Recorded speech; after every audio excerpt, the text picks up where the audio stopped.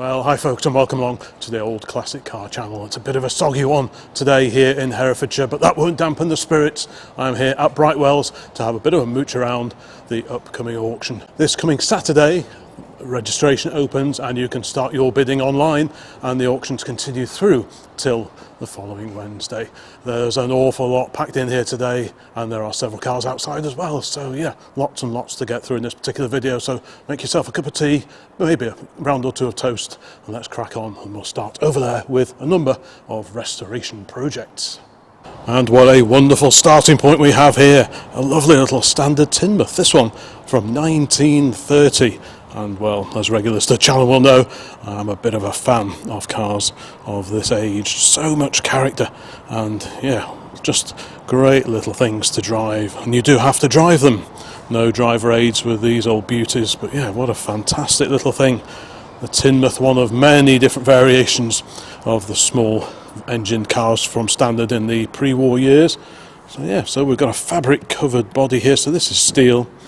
You've got the very distinctive shape of the radiator on this era of standard. Regulars to the channel will also know we have had a number of standards over the years ourselves. But what a beauty this is. We've got quite the assortment of little badges on the front of this one. The Standard Car Owners Club, not heard of that one before. Standard Motor Club, well, that's still hale and hearty, still going strong. And here the Standard Register, yeah, super original looking car actually, this one. I like this, look at that. The Round Britain Relay, 100 years, 1903 to 2003. So yeah, so clearly well travelled, a few little bits and bobs to do, but I can't imagine it would be too difficult to fettle that up. But yeah, what a little treat. 4 doors, conventionally hinged doors. Quite a lot of room actually, a very original trim, which we do approve of. No headlining at the front, but there is at the back. Yeah, it's a big sliding opening roof actually, so the main headlining is actually there. So we've got a bit of info here. Standard Tinmouth 1930, so Standard 9 appeared in 27, was a more affordable car for the difficult conditions of the time. There we go, bit of history on the model. We've got a radiator here, spare radiator. They're not exactly commonplace now, but yeah, what a great little car. I do like that. I was down at Stoneleigh just the other day, and the Standard Motor Club were there, and quite a variety of cars, but nothing this old. Well, let's have a quick look. The door is slightly open, so is this one open? Yes, here we go. But yeah, fantastic. Looks like it's been sat a little while.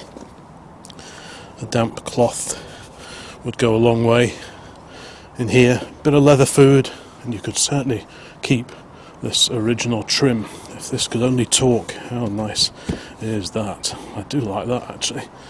What's the estimate? I think it's about 4ish something. Look at this, I do like that. Yeah, sort of 4 or 5, maybe a fraction more. So a few weekends recommissioning, I would imagine. I think the door's locked, so I won't force the issue, but you can peer in through the window. Steering wheel's quite nice on this one as well. Quite a lot of room actually, plenty of leg room in the back. So that would make a very usable little pre-war car. Yeah, a few weekends, fettlings. Not quite sure what the situation is regarding paperwork. As I always say on these particular videos, this is really just an introduction to all the cars coming up in the upcoming auction. For details on paperwork, registration details, all that kind of thing, just pop onto the Brightwells website. All the information is on there. Failing that, to give them a call in the office and they will sort you out. So let's carry on. But yeah, what a great place to start. 1930 Standard Tinmouth. And by complete contrast, we have a pair of Toyota Celicas. This one looks like it may have been on fire. It's looking pretty sorry for itself. What the situation is with these two, I'm not quite sure. I'm not sure if they're up for sale as a pair. My guess would probably be that they are up for as a pair. Maybe make one out of the two. But yeah, the back end's not bad. Turbo 4-wheel drive. Carlos Sainz, yeah, I well remember him rallying the GT4s, I think. I think that's probably what we're looking at here with that vent in the bonnet. Maybe this would be a donor for it, who knows. Right, let's carry along a project row. Got a few spares here. I wonder if these are spares for one of the cars. I think actually these may be they may be standard parts to suit the little Tinmouth down there, and I've got a feeling there is a separate lot, a separate auction for a load of spare parts to suit that car. So if you end up buying a car, it would make sense to grab these bits as well, because you can never have too many spare bits and bobs on the shelf just in case. Yeah, interesting haul of parts. And we have several bicycles, but the one that really catches my eye is this, the Wall Auto Wheel of 1914. And why is it called Auto Wheel? Well, I'll try not to trip over that pallet. And yeah, what a groovy little thing. But what makes it really interesting, if we just go around here, there's an engine hung off the side at the back. How cool is that? Let's see if we can get around there and just have a look. It's interesting how a lot of the chrome is painted, it's sort of frame colour. That looks like the rally symbol to me, and this looks like rally. These lugs, and these chrome lugs in the top of the forks, that's very much a rally thing. Looks like it's road registered, which is good to see. But what a groovy thing. I love the pinstriping on it as well. There's a little thing on there, the Sunbeam Motorcycle Club. What an interesting thing. Let's go around here. We've got some more elderly bicycles here. I'm sure if my youthful assistant was with me today, he'd be having a very close look at these indeed. What we've got here, another rally, or the rally, as they used to be called, in Nottingham. Nice Lucas bell on it. And this other cycle has got another nice bell on it as well. Yeah, interesting stuff. But yeah, this is the one I really wanted to have a look at, the Auto Wheel BNT 42. What a lovely looking thing. Sorry, I don't really know a great deal about these, but it's certainly very neat. So you've got a gravity fuel feed there, tiny little engine there, and a big chain just down there. Yeah, so the whole thing is self-contained and attached to the side of a regular bicycle. So you've got this extra wheel alongside the regular one on the bike itself. So it's a self-contained unit, so really you could swap this over to another bike, just take off the operating levers, the cabling that you see here, and you could swap it to whatever you want. But that looks perfect on there. No reserve, that as well. So yeah, I know where that would look very at home. What else have we got next to it? A very, very dusty, crusty lady's bicycle there. What's this one here? The Doors Cycles. That's a name from that's a very famous name in bicycling. The Doors. So what year is that? Sort of 50s. And we have quite a novel gear selector arrangement here. We were out just a few days ago. I was out with a youthful assistant buying a bicycle, an Italian bicycle with a very, very unusual gear selector arrangement. Very neat. I know someone who would like that. Right, anyway, let's get back to motor cars. And alongside the cycles, well, this looks to be a Morris. Is that a Morris 8? I think it is. SU carburetor. So I think it must be. Let's have a look at the data plate. Yes, Morris Motors. I think there are a couple of Morris 8s entered into this particular auction. So it's a late 30s Morris 8, presumably a Series 1, if the wire-spoked wheels are anything to go by. But yeah, no reserve on this. I think, yeah, there are two, both from 1937. This one clearly a little bit of a project. I think it was a van. Let's go back round here again.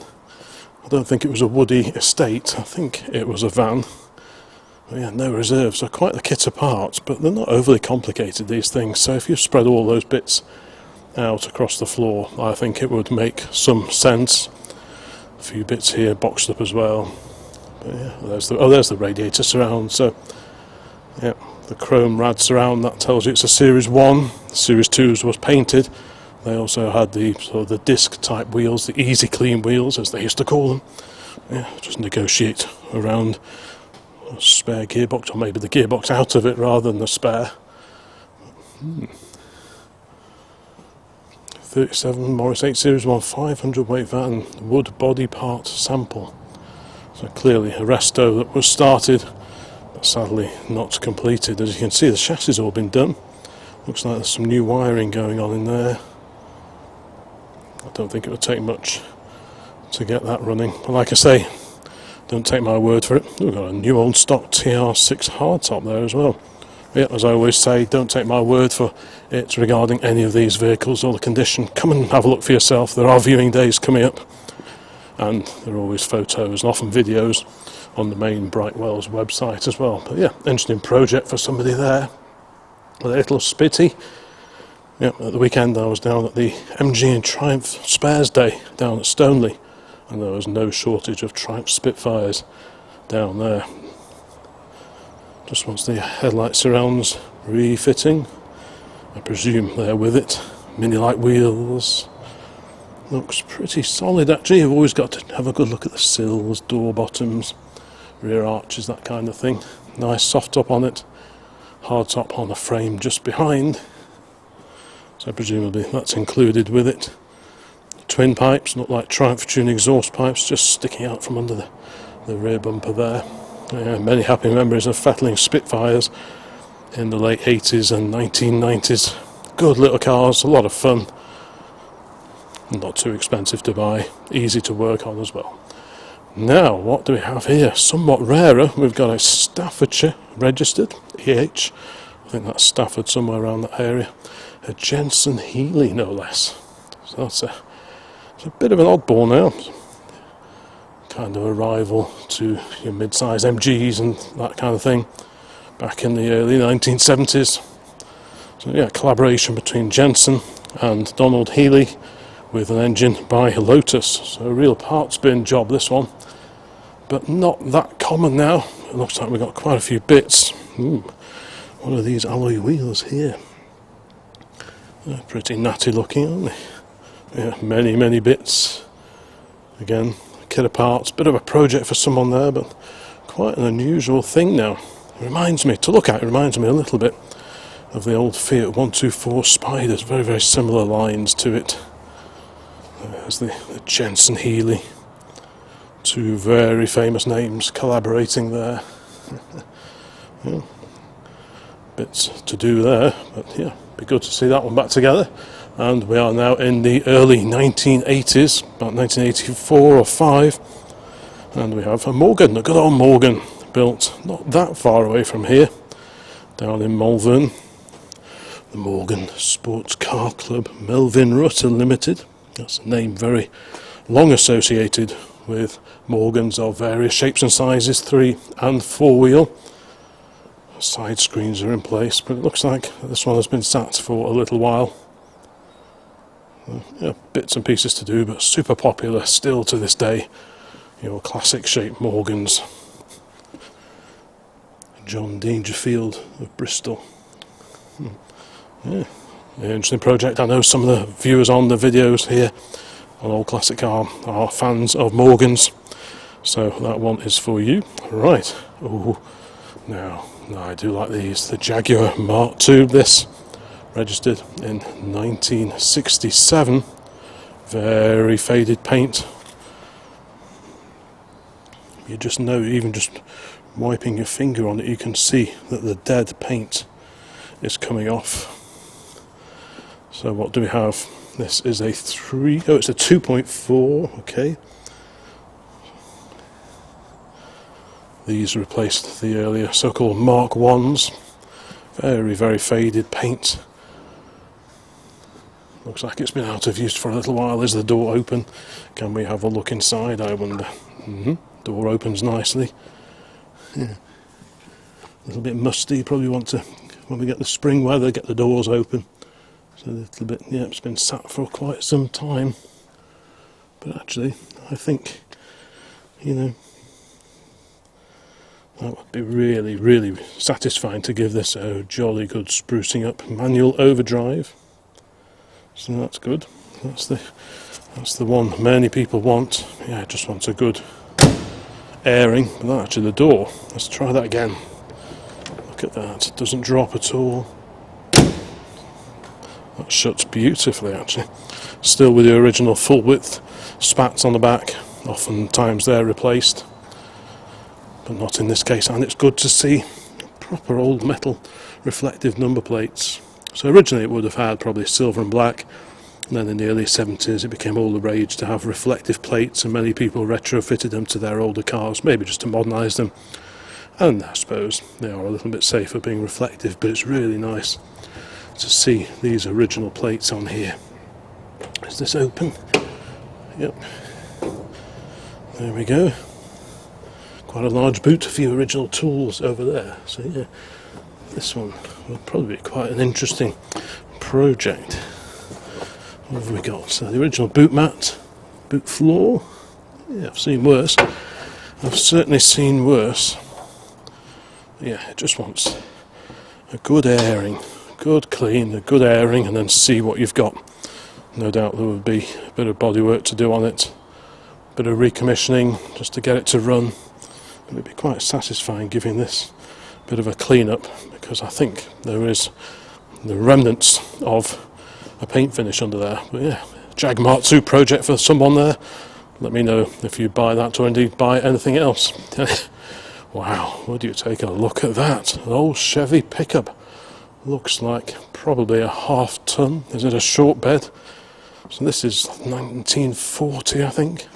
Pretty sure it's a 40. Yeah, it's a short bed. Various different wheelbases were offered depending on the weight rating of these, but this looks like a half-ton one to me. I'm pretty sure it is. This one came out of Arizona, so a nice dry state. The estimate is about 7 to 8 on this.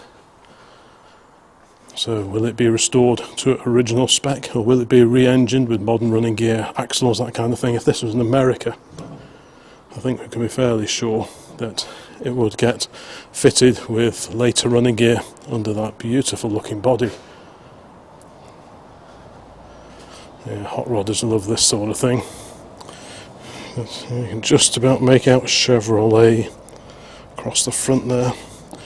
So you've got a pressed metal steel grille. Actually, it's in really good condition. Oftentimes these get bashed about because these were working vehicles after all. You know, the people bought these to do a job. Left-hand drive, of course, being American. I don't know when this was brought in. I don't know if it's had the Nova done. I don't know if it's been registered. So you'll need to check out and do your own research on that. But yeah, at least it's not been got at. It's just been left somewhere parked. Beneath all this surfacey rust, it's actually not too bad. Look at that, the door bottoms.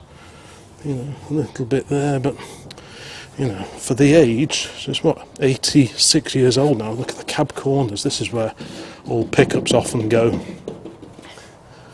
I'm not sure if this is it's got a strap on it, so we won't try opening it. But yeah, looks okay above the windscreen. You wouldn't normally think that a truck, or a car for that matter, but often trucks, you wouldn't think they would be prone to rusting out above the screen. But what tends to happen is with these old sort of field-find trucks, they get parked up, the mice get in, and then they make their little nests. And above the windscreen is somewhere like up here, because you can get in behind there. You can often find interesting bits of paperwork if you go rooting around up there. But oftentimes nests are made there. The nests eventually get damp, stay damp, and then rot out the corners of the roof. So, and same for the cab corners, that's what often sees them off. So those pesky little mice, like these little lamps on here, they're nice. But yeah, 1940 Chevy half-ton pickup truck. That's got oodles of potential. Spare parts are really good for these as well. What have we got in the back? Is that part of the seat? I think it probably is. So it looks like we've got a few spare bits and bobs. Door, I think those are the door trims, maybe. Well, that's got a trim in it. Yeah, so we've got a few bits and bobs in the back. It's clearly had a few field repairs, but that kind of gives it character, to be honest. There we go, the Chevrolet. I would just clean the heck out of this, then just oily rag it. I think that would be very, very cool indeed. Looks like the bonnet's open, so let's just have a quick look, see if the old straight six is still in there. Just being very ginger with the hinges. There we go. There's the big old straight six overhead valve Chevy engine. So this would be, if that's the original engine, it would be a 216 cubic inch. Later Chevy trucks were 235s, and oftentimes the older trucks are fitted with the later engines because I think the oil system was a bit better. They had full pressure lubrication on the 235s. But yeah, anyway, lovely Chevy. And next to it, staying with America, we've got a Hupmobile 8 from 1925, if memory serves. What an imposing old girl that is. And I have said on many occasions, some of these old American cars, these pre-war, the vintage, well, I mean, this is vintage 1925, but they offer so much value for money. This has got a 4-litre straight 8 under that bonnet. So a similar configuration, presumably to our Buick. I don't know if this is side valve or overhead valve. The estimate on this, it's a fairly broad estimate of 5 to 10. I could see this, yeah, 5, 6, something like that, I would have thought. And for that money, I mean, I don't know what the running status is, but it's a hell of a car. Look at that, the Hupmobile 8. Fantastic. That would just clean up a treat. I love these headlamps as well, very similar to the ones we had on our 24 Dodge just a few years ago. Beautiful nickel plated side lamps there. Yeah. Let's just see if we can stand back and just get an overall look. Proper anthill mob job, isn't it? I do like that. If I had the space for that, I would be tempted by that, I must admit. Let's just have a bit of a looky around here. Look at that beautiful rear lamp. Look at that stop.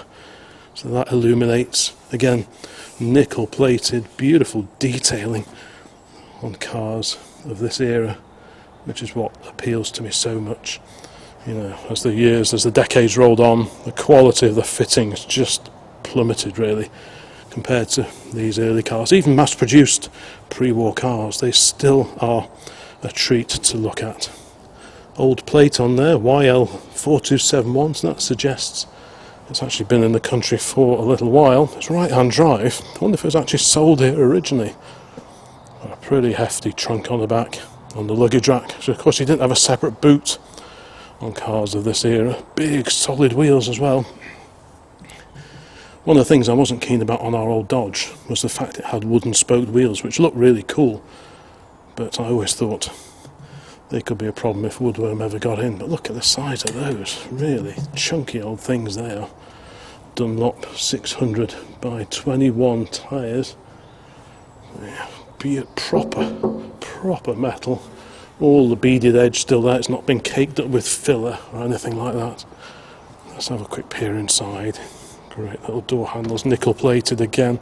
So 1925, so what's that? 80, 90 years old, 100 years old. What am I talking about? Yeah, doesn't time fly? So this is 101 years old. A little posy holder there. Oof, I do like this. Look at that. Oodles of space in the back. Slightly older than our Buick. I mean, the Buick's 31. The two-door coupe, but otherwise the feel and the fittings are pretty similar, to be honest. But yeah, looks like the original trim, and it's not in bad nick at all. Look at that seat. Oof. Rear hinge back doors. Let's come and have a look in here. Oh, look at that. They open and shut really well. Just look at all these little quality fittings. And this is what I love about this era of car. Look at that. This is the big hefty back of the front seat. And these fold down. Are they extra little seats? I think they must be, mustn't they? Because they're spring loaded and they pop up there out of the way when you don't need them. Got a little box here, not quite sure. There's a little box there for your cups, so you can have a little swig of something agreeable as you're being driven along. What a treat. That's beautiful. When I looked at the photos yesterday, I thought, that's quite a nice car. But now I'm actually looking at it in person. I'm thinking, this is a really nice car. The door shuts beautifully. Let's have a look at the dash. A little clock in there. So it's a big wooden steering wheel. But yeah, great view out. Actually, the view out it does remind me so much of the old Dodge we had. But yeah, so Hupp Motors, a little plate over there. Is that the original supplying dealer? I might have to go around and have a look at that. Yeah, beautiful car. Like I say, these vintage American cars, they're fairly niche. But with these big torquey engines, I mean, what's this, 4 litre straight 8 I think it was, isn't it? Let's just see if we can have a look inside. Just, like I say, our Buick is a straight 8, so 5.7 that is. This is a 4 litre, so it's a 4 litre. Just put that down carefully. Right, so what have we got here? 4 litre side valve, straight 8, so 2, 4, 6, 8 plugs. HT leads run inside this to keep everything neat and tidy, and then poke out of here. We've got coil ignition. The coil is just up there on the bulkhead, so it's not magneto. I'm not sure what this hefty unit is here. Steering box down there. All pretty easy to get at. So there's the drive. So the distributor is there, and the drive is along this shaft off the back of the dynamo. Yeah, the dynamo. There's the horn, of course, just there. Yeah, what a beauty. Honeycomb radiator grille looks to be okay from here. So I don't know when this last ran, but I love the little markers on there. Actually, you've got little red lenses on the back of the side lights, so you can see from the driver's seat that the lights are actually on and working and the bulb hasn't blown. So that's a nice little detail. But yeah, I'd love to have this back at base and just get it running. That would be such a treat to fettle that up and get it running. Pretty hefty block. Yeah. So you've got a removable water jacket on the side here. There's I'm assuming that's the water pump down there. What a machine. I'd love to know the backstory of this. I'll probably check out the website later just to see what the story is with this one. I'm conscious of the fact that there's an awful lot of cars here, so I can't spend too long on each one, but hopefully you don't mind me just spending a little bit more time on those cars that really stand out to me and are really, really unusual. Just have a quick whiz round here. Again, door open and shut beautifully. Timber frame doors, presumably timber in here as well, but yeah, as you want to find it. So what's this? Supplied by Economical Cars Limited, Midland Distributors for Hupp Mobile Cars. Wow, Birmingham. So maybe this has been a UK market car. Yeah, Hupp Motors International Distributors Limited, London. So it came in through Sole Concessionaires International Distributors Limited, and then was finally supplied by Economical Cars. Economical isn't probably the first word that springs to mind, but what a fantastic thing. Cool, I do like that. With little pinstriping as well down the sides. Yeah, what an imposing car. That is really, really, really quite a special machine. It wouldn't be a Brightwells auction without at least 2 or 3 Land Rovers here, and we are blessed with quite the assortment of Landys. So we'll have a quick scoot along here. Looks like an early Series 3. It's a Hilux.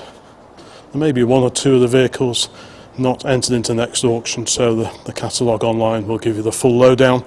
Got a Series 1 Landy here. Looks pretty neat. Looks like a new canvas tilt on the back, the cover over the back here. EEP 861. That's pretty cool. I was at a meet in the new year Because I've often wondered what this hole is for in the rear of the chassis of classic Land Rovers. And there's a PTO that bolts onto the back, power takeoff, that bolts to the back, which you can run various sort of agricultural farming implements off, and that comes through there. The drive comes through there. So that's solved that particular question. Got a Defender here, very, very shiny blue one. It's a handsome looking machine on a P-plate. Bit of info in the window. Defender 90, originally issued to the Italian police, showing an unwarranted 34 miles. So that one looks like it's up for a straight sale at 32.5. Wow. So let's have a quick look inside. So originally the Italian police were going to operate this one. I wonder what the story is with that. Why didn't they pursue it? Maybe the order was cancelled for whatever reason. Yeah, what a smart looking thing. That is really nice actually. Okay, let's carry on along here. Got a 52 plater. What do we have? Series 2A on a 67 registration number. That one looks very, very original, doesn't it? Original is good. Look at that. Yeah, may have had paint at some point in the past, but not in recent memory. It's just mellowed down beautifully. Just how I like to see an old Land Rover. They really do suit the oily rag. Defender pickup there. And we amble our way past a couple more really impressive looking Landers to this. Now, this I think has been on the channel before, but it was such a stunning car, 1924 Lanchester, that I am more than happy to have a look at it again. This is one stunning car, so it's a year older even than that Hupmobile. That was a 25. This is a 1924 Lanchester. Estimate 12 to 15 for your money. You get a stunning, stunning car. Like I say, long-termers on the channel may remember, I think this is the same car. Is this the same one I looked at last year? Not sure, but we'll have a quick look anyway. Beautiful, again, nickel plating, beautiful quality when things were made to a standard, not to a price. And of course, motoring in the early 20s, it was still the preserve of the well-to-do, and you would have, well, driving down the road or being driven down the road in this magnificent Lanchester, you would certainly feel the bee's knees indeed. Got a toolkit here, doubling up as a step. Yes, I remember this. Interior, oh so original. I think I would just chuck a blanket over that if it was mine. Because this, even though it's looking pretty delicate, it's original. Look at these, again, wonderful quality fittings just everywhere you look. V windscreen split, V windscreen, dashboard following the shape or the direction of the windscreen. Look at this, all the hand controls here for the advance and retard, hand throttle, so you could warm the engine up a bit before you set off down the road. Big chunky wheel. The gauges themselves, the instrumentation well tucked under the dash. Hopefully you can see that okay. We've got a clock, ammeter, speedometer over there. What a phenomenal thing. The quality, the fittings, look at this. Just wonderful. Look at that, so original. It'd be a crime to reupholster that. Look at that, and the size, the chunkiness. Cool. Wow. Yeah. Very, very nice. If you've been following the channel the last week or two, I've started a sort of an irregular series called the I Wouldn't Say No files, where I look at vehicles for sale that I would happily offer a home to. And this most definitely is one I would love to own. Look at this. Sliding partitions. Oh, it's just, what a wonderful thing. You know, think sort of luxury vintage car, and everyone might think of Bentley and Rolls-Royce, etc. But there were other car makers as well turning out beautiful stuff like this. Yeah, what a machine. Look how chunky the size of that is. Just lovely. Pull down thingies here. So it comes out like a cantilever. The Lanchester Motor Company Limited, a little plaque on the side. Not sure if you can see that. It's there. Yeah, extra seating pulls out of there. Same over there. Oh, what a machine. I need a bigger garage and bigger pockets.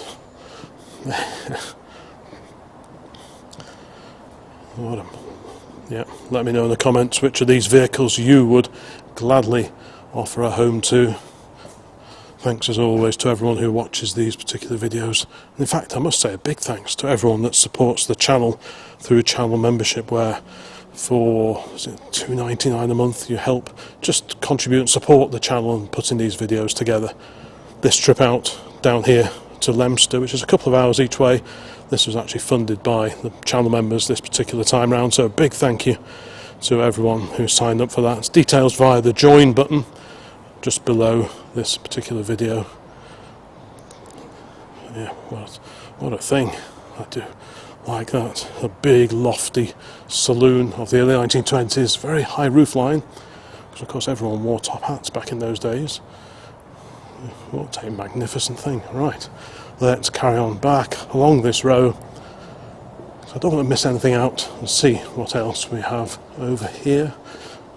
And row number 2, that's lovely, that Land Rover. And we have a Bentley. So this is the Bentley version of the Rolls-Royce Silver Shadow. This is a Bentley T1, so based on the Shadow 1. Badge engineering at its finest. A lovely winged Bentley badge there. Chrome bumpers on these slightly earlier cars. The T2, which was based on the Rolls-Royce Silver Shadow 2. Had a number of improvements to the handling and steering mainly, but they also had the bigger bumpers, which sort of combined chrome and rubber bumpers. But styling wise, I much prefer the look of these earlier cars.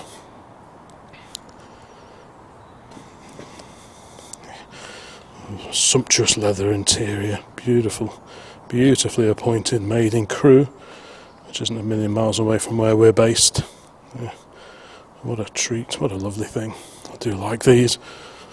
Like I say, full details on the website, and if you're thinking of bidding on anything, well, this is like an introduction to what's here, but there's no substitute for getting down here on a viewing day and having a look for yourself and make your own mind up.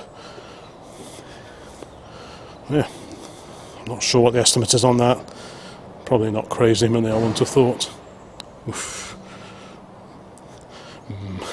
Right. Mustn't get distracted. Right, okay, now we are going much later in time. We have a Rover P6, a V8 powered Rover P6, complete with the little panel on the back here, which is removable, and that enabled you to fit a kit so that you can mount your spare wheel on the top of the boot lid, giving you oodles more space inside the boot. Handy for long distance holiday perhaps, if you're going to go down to the south of France perhaps. Bolt the wheel on the back, it gives you loads more storage space in the back. It's also got a Webasto roof, so yeah, driving around Monaco, that would be just perfect. Auto box in this one, coupled to the famous Rover 3.5 engine. Pretty tidy in there, very agreeable indeed. Let's have a quick look, let's do the door shut test. Beautifully framed. I mean, these were very advanced cars when these were being designed in the sort of late 50s, early 60s. They really were pushing the envelope and the design of these. Gas turbine propulsion was on the cards. Sadly that never happened. And that shuts just wonderfully. I'm not sure if these are slightly overlooked now. It's quite an underrated car by all accounts. These drive really well. They've got inboard disc brakes on the back. Yeah. Nice things. Very usable. That would make a great daily, I would have thought. And in front of the P6 we have a good old Sunbeam Talbot of the early 1950s. Now I think this one's about 51, something like that. The estimate's just 3.5 It's a 4.5. And these underwent a number of revisions over the years. There was the Sunbeam Talbot 80 to begin with, and then that morphed into the Sunbeam Talbot 90. I think later cars, they lost these rear wheel spats, which I actually love the look of. So later cars were the Sunbeam Talbot 90, and then the last of all, they dropped the Talbot bit of the name, and it just became the Sunbeam. I think it's a Sunbeam Mark III. But yeah, lovely car. Roots Group, they really did produce some fantastic cars. I say this one for the early 1950s, quite a sporting saloon. And I did look at several of these that were advertised before we bought the V8 Pilot.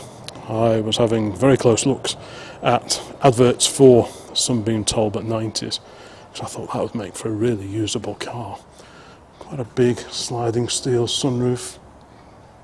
But I just love the lines of it. I just think such a great looking thing with those rear spats. Just give it quite a sporty sort of elegance, I think. I do like that. That's another one for the I wouldn't say no files. Let's go in here. Soak up this wonderful interior. Original door panels. Original seats with armrest in the middle. So it looks all very comfortable and agreeable in here. Look at that. Isn't that lovely? Headlining really nice too.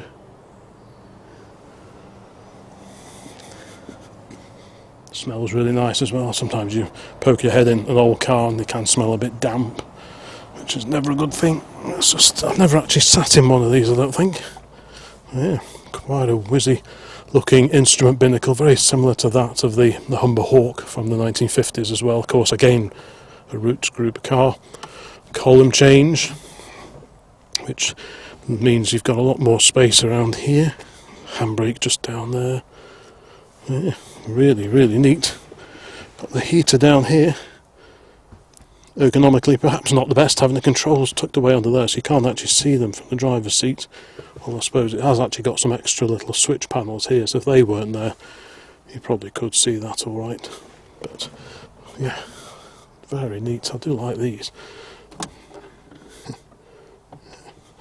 Yeah, estimate 3.5 to 4.5, which closes very nicely too. Yeah, I like that. So if I had a building like this, I would set up my own museum and I could spend all my time looking at and buying cars just like this to put on show. What a perfect thing to do that would be. But yeah, Sunbeam Talbot 90, very, very nice. Somewhat newer, we've got a Celica alongside, one of those Celica coupes of the 1970s, the ST. It's a very vivid colour scheme. You wouldn't lose that in a car park, would you? Fantastic to see. Pretty groovy set of alley wheels on that as well. Must be a rare old girl, that one now, the Celica ST. I remember a neighbour of ours bought one of those new back in the 1970s. Bright silver it was.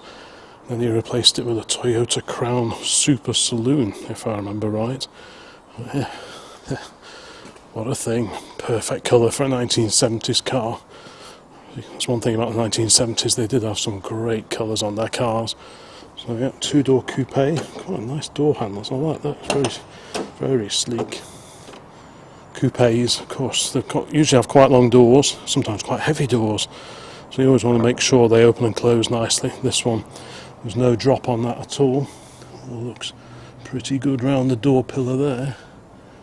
Yeah, I wouldn't want to restore one of these. I wouldn't want to restore a bad one because I think you would really struggle to replace a lot of the trim. So if you're going to buy a Japanese car of this era, you really want one that shuts well. You really want one that's got all the bits and bobs on it, all the bits of chrome, the trim, etc. Because you could be in for a world of pain replacing it all. This one looks, on the face of it, to be a pretty good option. And of course the original plates as well. Pretty hefty set of pipes sticking out the back there. So maybe there are one or two mods under the bonnet. Right, let's carry on. And we've got a pair of Rover P4s. This Rover 110. Real quality job. Very wraparound rear screen made out of 3 pieces because glass technology at the time wouldn't allow you to produce this in one go, I believe. That reminds me a lot of the Hillman Minx Californian, the little two-door coupe version of the Minx that had a very similar rear window arrangement to it, but this is the 110, so 6-cylinder engine. Really good cars these are.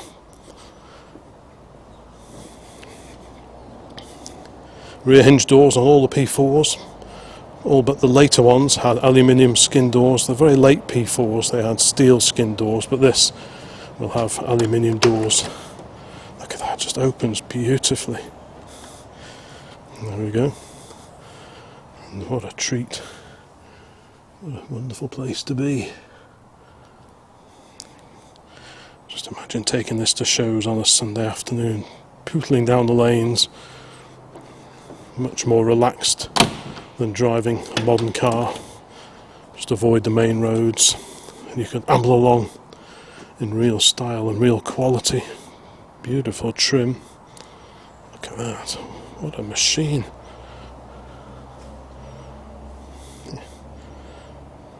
Yeah, that really is.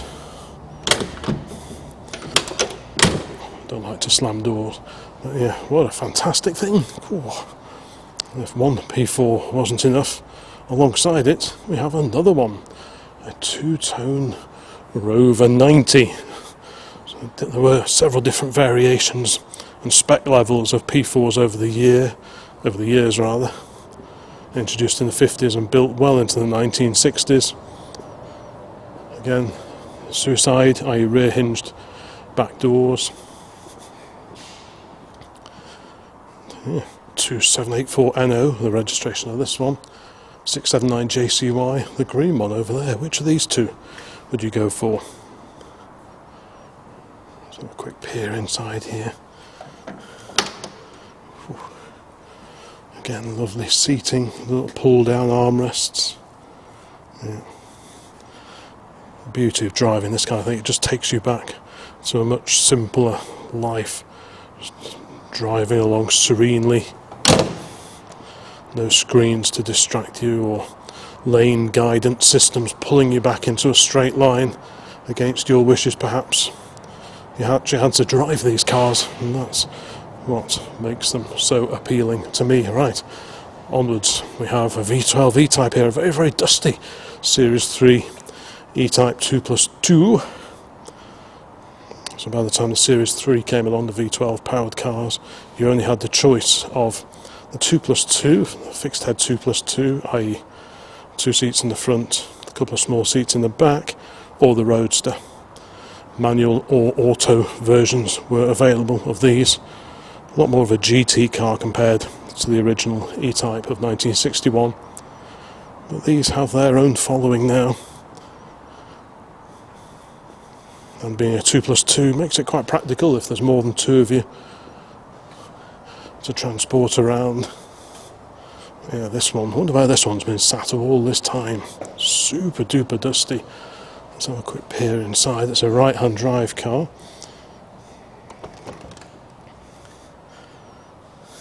Yeah, much longer doors compared to the older fixed head coupes, the 2 seat fixed head coupes, and there are your rear seats in the back, making this a 2+2.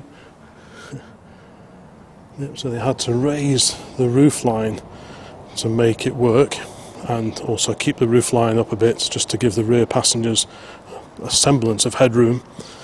And you've got little pop-out rear side windows as well. But it's a manual, that's the one that you want, the V12 with a manual box. That would be a lovely thing to drive.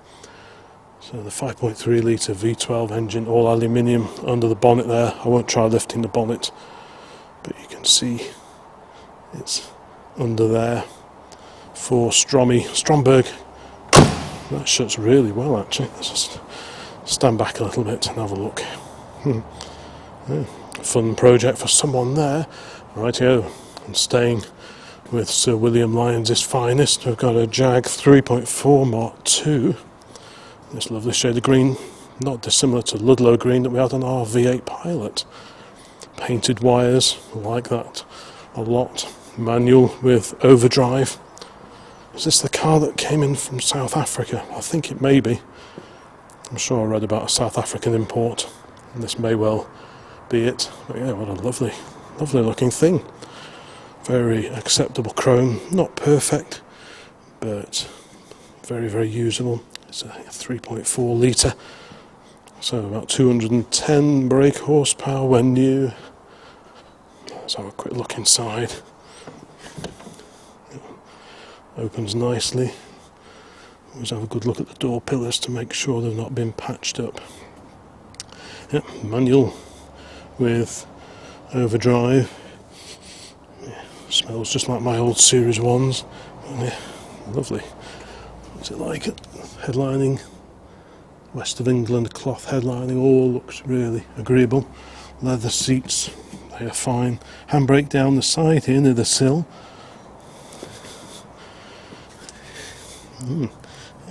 All as it should be there. Yeah, that has a lot of potential. I do like that. Rightio, let's carry on and start over here with the 944. There are a couple of 944 turbos in this particular upcoming auction. I think this is one of them. This one black with the black interior. Good cars these are. So stand back a bit, have a proper look. Yeah, good looking car. Always have a good look at the sills. It's not unknown for them to get a little bit crusty along those lower edges, but this one looks okay. But look at this. Whoa.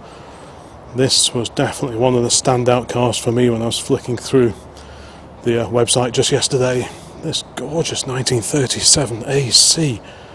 Wow, it's described as the AC 246 Coupe. I'm not quite sure what the numbers mean. It could be 2 doors. Are there 4 seats? There could be. Maybe token space in the back there for someone. But let's just see if I can stand back just to have a proper look at that and just to check out the lines. That is a gorgeous looking car. 1937.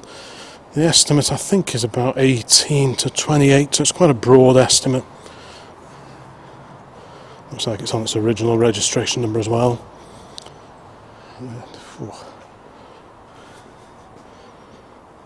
There's a few little cosmetics here and there, but it is one stylish car. Just wonderful. Quite a low roofline, 2-door coupe, rear hinge doors. I like the way, see the little hinges just up there on the top of the backs of that. It actually opens to get a bit of extra ventilation. Not that you really need it, I wouldn't have thought, because you've got quite a big opening sunroof as well. Pop-up semaphore indicators set in to the rear there. The VSCC sticker. Spare wheel mounted in the front wing. Yeah, gorgeous little car, this one. 37. Let's have a look inside. There are some beautiful pre-war cars here today. I can see another one behind it, but we'll get to that in a moment. Yeah, there's kind of some sort of token seating in the back. But yeah, you've got a bench seat up front. AC. Yeah. Builder of sporting cars for many a year. Well, stock dashboard there.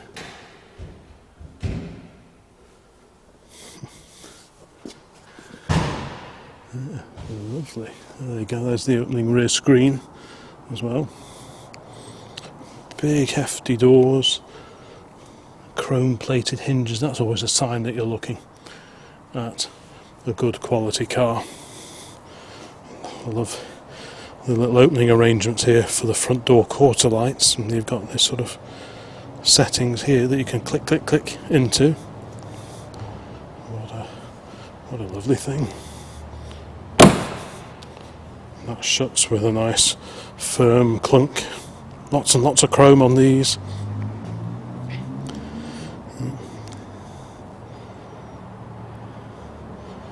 Yeah, very, very nice indeed.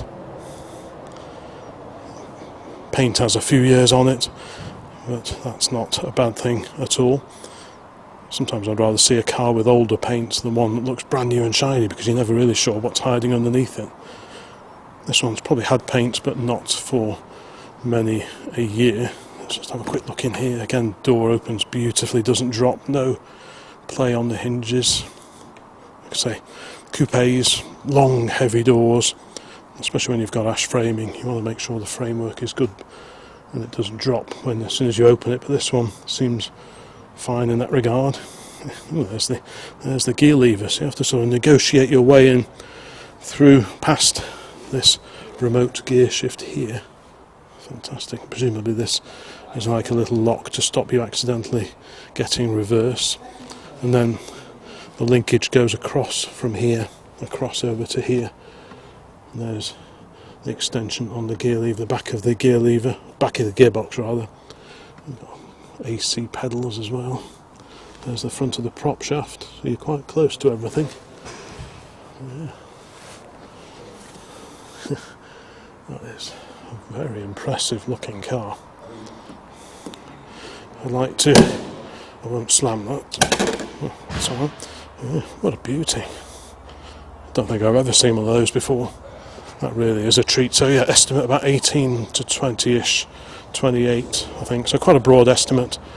I'm not sure what the reserve would be if there is one, but it would be interesting to see how it does. I wouldn't say no files are starting to groan a bit, because I must have seen probably 4 or 5 cars that I'd really like to own, and this is one of them. Right, there's that Porsche. Right, let's go carry on along here, because I said there was another pre-war gem behind this AC, and indeed there is. We've got an Alvis 1250 here, a 1250 saloon. I think this is about 1932, this particular car. So part steel, part fabric covered here. Little smoker's hatch on the top of the roof. Because of course back in those days, in the early 30s, everyone smoked. So people would be puffing on their pipes, etc. So yeah, a bit of welcome relief for the non-smokers in the car. These Alvis 1250s super popular in VSCC, Vintage Sports Car Club events, because they are such usable cars, well supported by spares, and really are a good choice for anyone wanting to get into a bit of pre-war car action, whether you just want to go on tours, go to shows, anything like that. This would be just ideal. Let's just have a quick look around the back at this one. Yeah, all pretty good. Looks like a Jersey registration number on it. The estimate on this is about 12 to 14, something like that. So that would be a very usable car if it came for anything like that kind of figure. It's one of these cars, because they are so popular within vintage circles, you could buy this, run it for a few years, and you'd probably get your money back. You might not make on it, but you'd have a lot of fun along the way, then you'd just get your money back when you sold it. You have to be pretty articulate getting in here. You're probably clambering from the passenger side. The quality of the fittings in here is just a joy. It really, really is. Just a beautiful place. You've got hand throttle there. Charging arrangements here. A little plaque there, the LAC, Lancashire Automobile Club, I think that is, Manchester to Blackpool Veteran and Vintage Car Run, 1957 or 67, presented by the Daily Telegraph. Cool. Wow, what a thing. So if that came for sort of 12-ish, so we're talking similar money to an Austin 7 Chummy, that is a really good buy for someone, I would suggest. It'd be nice to hear it run. Right, where are we? Okay, I think we'll go back up here past that lovely green P4 and check out, see what we have further back. This looks like a bit of a homage to the original Jeep. I don't think it's a Jeep, but it's sort of in the spirit of a Jeep. On the Q plate, 1989, winging it. Yeah. Answers on the postcard, please. Not quite sure what we are looking at there, but it looks like a bit of a giggle. Next to it, the mighty Ford Galaxy Estate got a feeling I saw this one here last year, a country sedan. Although it is an estate rather than a sedan, I've always thought was a saloon, but yeah, what a machine. Big, curvy, wraparound side windows. I do like that kind of thing, very similar to those fitted to the F-Type Vauxhall Victor estates. And the Humber Hawk estate, I think, also had wraparound screens, very similar to that. Quick peer in through here. Wow. You certainly get a few Big Macs in the back of that. By gum, that really is quite the whopper. An amazing, amazing thing. Right, let's carry on. More Rolls-Royce action here. Silver Shadow.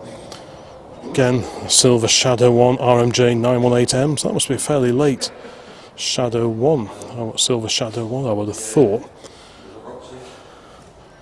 It's got the Everflex roof. Is it a Silver Shadow or is it one of the... Does it say? No. It'll have the 6.75 V8 engine. Let's have a quick look. I love how elegant, you know, even though we're talking relatively modern, early 70s here. I like that. It's had stick-on pinstripes fitted at some point. Yeah, I like the way the radio's mounted there. That's quite cool. Lovely wooden leather smell, and it has an 8-track player. Oh, so 1970s stereo spectacular volume 2 in the Radiomobile 8-track. Wow. I don't think I've ever had a car with a working 8-track in it. I remember when I was a kid, Dad had a Radiomobile cassette player, but it wasn't an 8-track. Right, oh, now what do we have here? Talking of Dad's cars in the 1970s, he had one of these, a 2-door Volvo Amazon. That's probably the reason for me getting into Amazons several years later. I've had a few of these over the years. GCC, this is a Welsh registered car. One of the first Amazons I bought was in Wales, 50 quid. I went out to buy a loaf of bread and there was an Amazon down the side of the little village shop. I ended up buying it for £50 and put it back on the road. YKA 750J, where are you now? A blue 4-door Volvo 121. This is a 2-door car. Handbrake down the side there, just like on the Jaguar Mark II we looked at a moment ago. This has got the later style of steering wheel. Early cars were slightly different, and earlier Amazons, up until the early 60s, had different style of seats as well. These are super comfy. You could go for miles in these. Some were overdrive. I don't think this is an overdrive car, but some had overdrive gearboxes, but really usable. Incredibly solid as well. But, yeah, they're just really, really good cars. Where do you look for rot on these? They're not too bad usually, but like anything, they will go. The sills are galvanised, or at least the 4-door car, the sills are galvanised all the way along. On the 2 doors, the sill ends here on this seam that you can just see, and this bit is actually part of the back wing and isn't galvanised. So you always want to have a bit of a poke around there and behind where there's box sections, chassis outriggers that come in behind along here to meet up with the sill. So you always check those out. Arches look good on this. No build-up of mud. That's somewhere else to check. Same for down here. Actually, yeah, that looks pretty good. Some were 1.8 litre, some were 2 litre. Pretty much bulletproof engines, very similar engines to those fitted to the PVs that for many years were sold alongside the Volvo Amazons. Lots of these get used for rallying, historic rallying as well. Always have a good look around the headlights. Mud builds up behind here and it can rot out the headlights. They are bolt on. Sometimes the inner wings suffer a little bit as well. There's like a box section that runs along here. But yeah, nothing that can't be fixed. But yeah, it's a lovely Lovely looking car. Now what do we have? Oh, we're back to Jaguars now.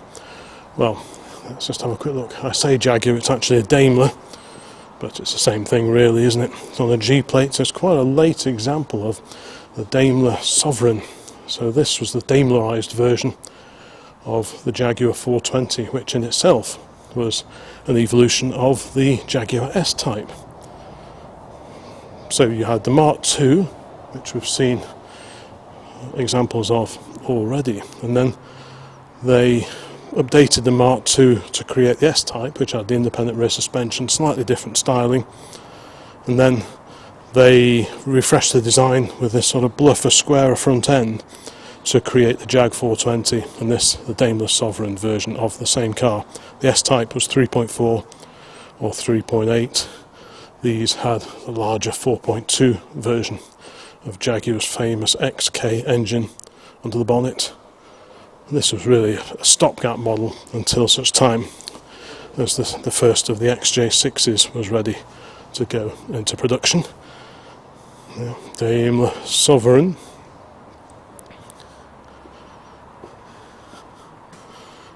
All very agreeable.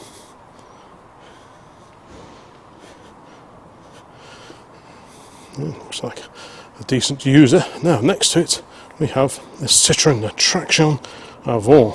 So this is a pre-war car, and it's quite an unusual occasion. We do see right-hand drive Citroën Tractions, and they are typically slough built cars, slough assembled cars. Citroën had a facility over there, and they built a lot of the UK market cars from there, and they were right-hand drive. But this is a French built car apparently, dating to 1938. And the estimate on this is sort of 7.5-ish to 9.5 or thereabouts.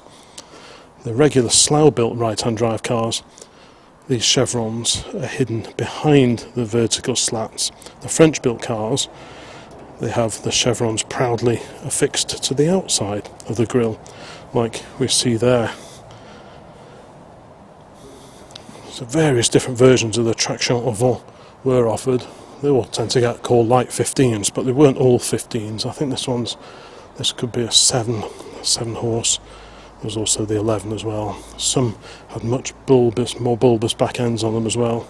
This is the smaller of the versions, and actually I think the proportions of this are just beautiful. And as I've said before, when looking at early French and indeed Italian cars, the detailing is just lovely. Look at that little Citroën filler cap there. The shape of the handles, the plating, it's just wonderful. I do like these.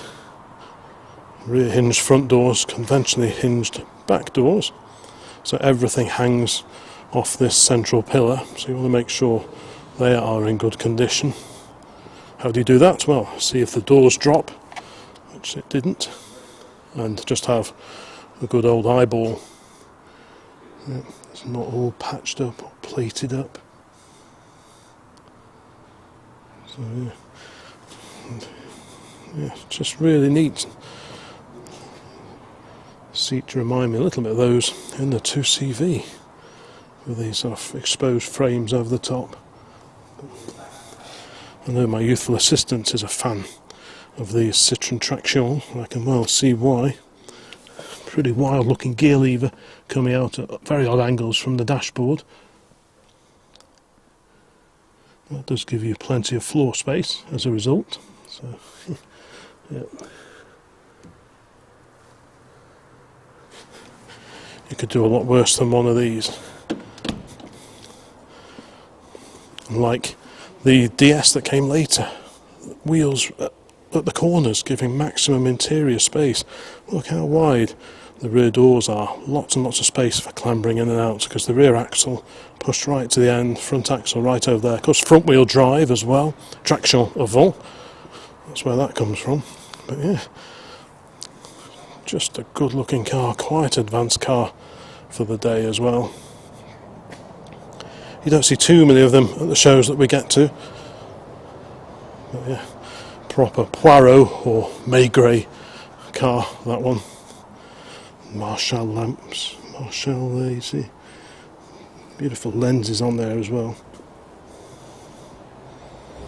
Right, I must speed up a bit.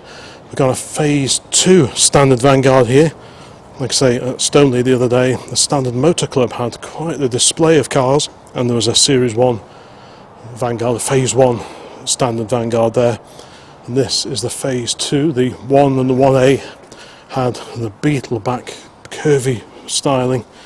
The Series 2s, the Phase 2 rather, that we're looking at here, they lost the rear wheel spats of the earlier cars, and you got this more conventional 3-box saloon design, so box, the boot box at the back, 3-box styling, unlike the earlier cars. This one, a 2-tone Vanguard, looks to be in really nice nick. MW0649, presumably the original reg. Some nice detailing on the backlight clusters there, I like that. And an aftermarket exhaust trim there, which is a bit neat. Yeah, lovely big heavy doors, big heavy car, bench seating, column change. Yeah. Looks like a sticker for the supplying dealer on top of the dash there. Yeah. That's nice little detail, always like that kind of thing. Original floor mats as well, you don't often see those, they all tend to break up. But yeah, nice, very nice car. I wonder what that'll do. Presumably I'm assuming this is a petrol engine car. Big 4-cylinder, quite a torquey old lump. There were a few diesel versions as well. I'm not sure if I fancy one of those, but I wouldn't say no to one of these. Right, more Mark II action here. Again, green. Ooh, a racy bonnet strap on this one. 3.8 litres. Oof. So this is the Daddy. It's on a 67 registration number. The E series of registrations, the suffix E, that ran from January through to July of 1967, so that helps us date this one reasonably accurately. It's got later front seats in it out of something else. Yep, so 3.8 manual with overdrive. Yep, looks like a very good user, especially if you want to do longer trips. The big engine, around 220 brake horsepower, so only about 10 more than the 3.4, I believe. But manual overdrive, this is the one that everyone tends to go for. And why not? Yeah, really cool. On the end of the row, the good old Morris Minor here in Traveller Estate form. It's on a J plate, so that's quite a late example of the breed. Black vinyl seats, which was standard fit on these very late Travellers. I think originally the wheels would have been silver, but they do look nicer in Old English white. Yeah. Very practical little car, economical. You can fit your picnic set in the back, go out to a show, and yeah, wherever you stop in something like this, you'll always have people coming up to you saying, "Oh, I remember having one of those, my dad had one of those, I learnt to drive in one of those," etc. And as classic cars go, they don't get much more manageable than something like this, because there's loads of spares available for them, and it makes them a very, very usable classic car indeed. But what a choice, what a selection. Like I say, let me know in the comments what you would go for. But yeah, I'm blown away by the variety of cars here today.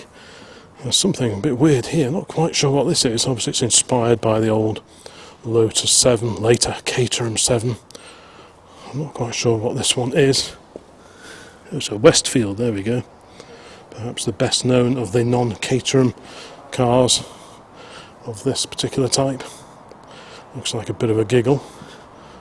I don't know anything about it, but like I say, all the blurb will be on the Brightwells website. So if this floats your boat, get over there and have a look. Right. Probably time to have a quick look along here. We have a whole selection of classic campers. Mark I Transit here with the pop-top roof. Again, perfect for a day or two away. That's a vintage vehicle rally, or just go off on holiday in it. Why not? That's what they're for. That looks to be in fantastic condition. Let's have a quick peer inside. What's this? There's a data plate down there from the Ford Motor Company. Actually looks like a very original paint around here.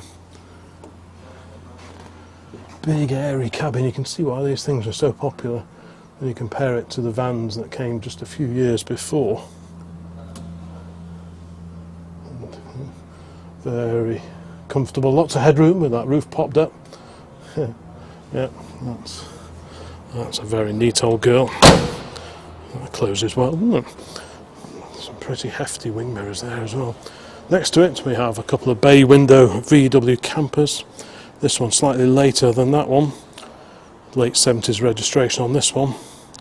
First glance you think both bay windows, and of course they are, but these later ones, note the indicators are up here, whereas on the earlier example alongside they're down there. So very, very similar. Quite a few differences as well. One on the right has a pop-up roof. This one doesn't have a pop-up roof. This on a G plate, so we're late 60s, so 68, 69, that sort of age. Yeah. I'm not too well up on my VW campers, but because there's so many different variations of them. But this is the late 70s VW camper. Like I say, with a pop-up roof, affording really good headroom. All the modern conveniences in here. And this one is open too. I do like the colour scheme of this one, I must admit. The VW Continental. Oh. Yeah. Pretty racy looking steering wheel on this one as well. That's really nice. Okay, we'll carry on down the road. I'm almost at the end of my first battery, and we have the predecessor to the bay window, of course, the old split screen camper here. This from 1964 on a B registration number. What a great little splitty. I can see why these are popular. Not fast by any stretch of the imagination. The air-cooled engine in the back, of course. Very closely related to the VW Beetle. These were known as the Type 2 when they came out. The Beetle was the Type 1. These little splitties were the Type 2, and you could get pickups and vans and campers, as we see here. Twin opening side doors on this one. I say so many different variations, you really have to know your onions. Some of them have loads of windows in the roof. I think it's like the Samba. But they're all very groovy indeed. I can see why these are so popular. I do love the view through the split windscreen, left-hand drive. Very curvy seating in this one.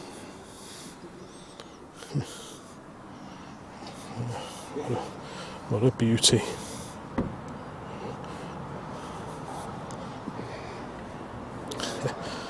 And by complete contrast, we've got a fastback Mustang here. Wow, that looks like it means business, and pretty eye-catching wheels on this one. If it's the one I'm thinking of, it started out as a 289 V8. It's been upgraded to the 302 cubic inch job, which was quite a popular conversion, I think, for the Mustangs. What does it say? Yeah, 289 originally, but I think this one has been increased slightly to 302. It's a 66 registration, and yeah, very sharp looking car. I like the colour as well. Yep, fastback styling on these, unlike the original notchbacks. Yeah, I can see why they are so popular. Right, let's carry on down here. Just finish off this corner. We've got an Audi R8. I mean, these are getting on a bit now. They're 20 years old now, the first of the R8s. Look at this BSA alongside. No, that's a bit of me. I do like an old British bike, especially with these racy, low-slung handlebars. That is great. BSA, Birmingham small arms, a lot of engine there. I like the little plug just to stop unwanted things going inside the carburettor. BSA Motorcycles Limited, Small Heath, I think. Birmingham. Oh no, Birmingham Small Arms, right.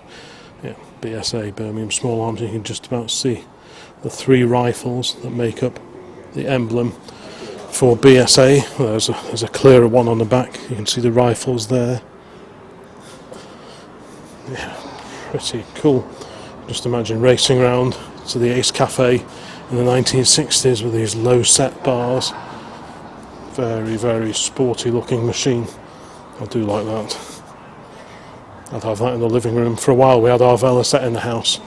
My late uncle's old Velocette Venom. That was in the house. It looked great in front of the fireplace, but it wasn't.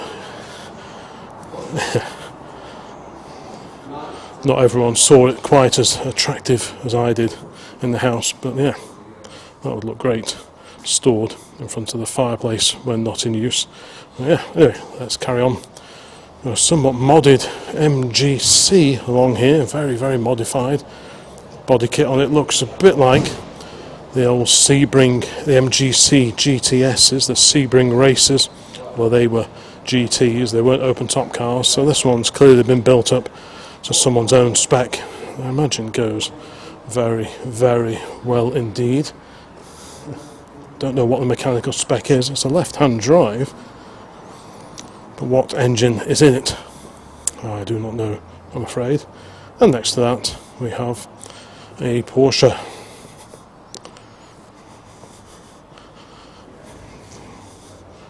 A few little bits and bobs to do on this one,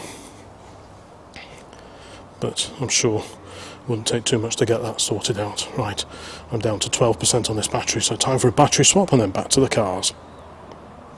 Right, with voltage restored, let's carry on along here, and we have a whole galaxy of minis here headed up by this. Oh, what is this one?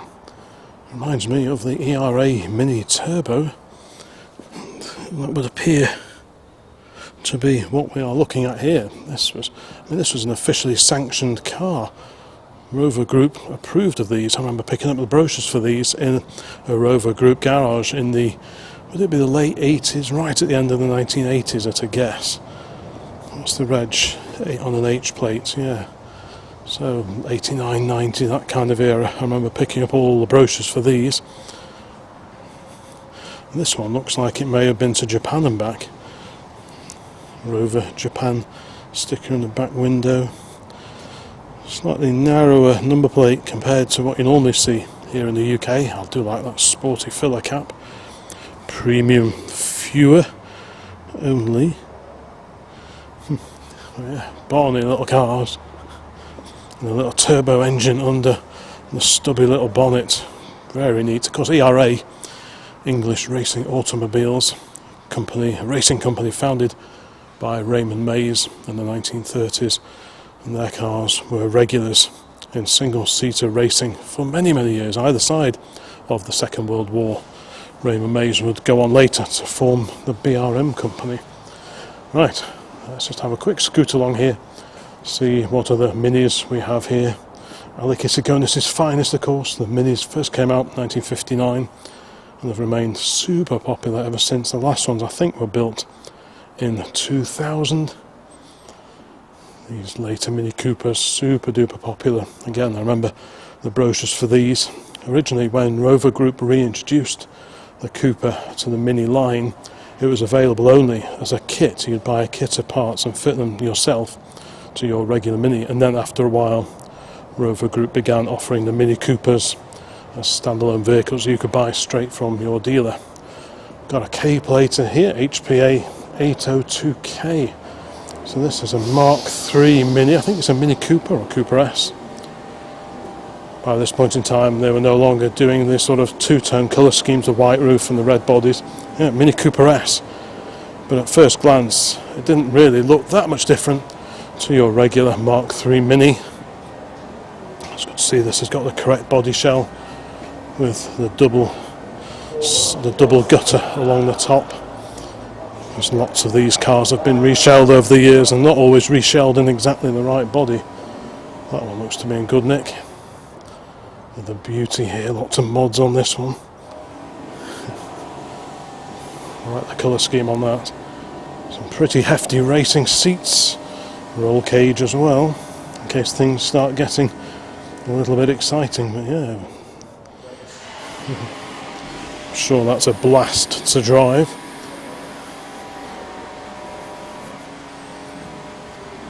And this, wow, now this, it looks like a classic moke from the 1960s, which was mini-based, of course.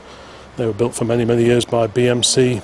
Later ones were built in Portugal under license. But this was built only last year in 2025, and it's an electric moke. By gum, I don't think I've ever clapped eyes on one of these before. So room for four. You want to probably pick your weather when you're going to take this one out. Oh, certainly different. Yeah, very much inspired by the pre-war mokes. And here we have an Austin 1300 GT. So the 1100 and 1300 were also designed by Alec Isagonis. Of course, he was behind those original minis over there and the post-war Morris Minors. This slightly bigger than the Mini, probably a little bit more practical, but the running gear is actually very, very similar.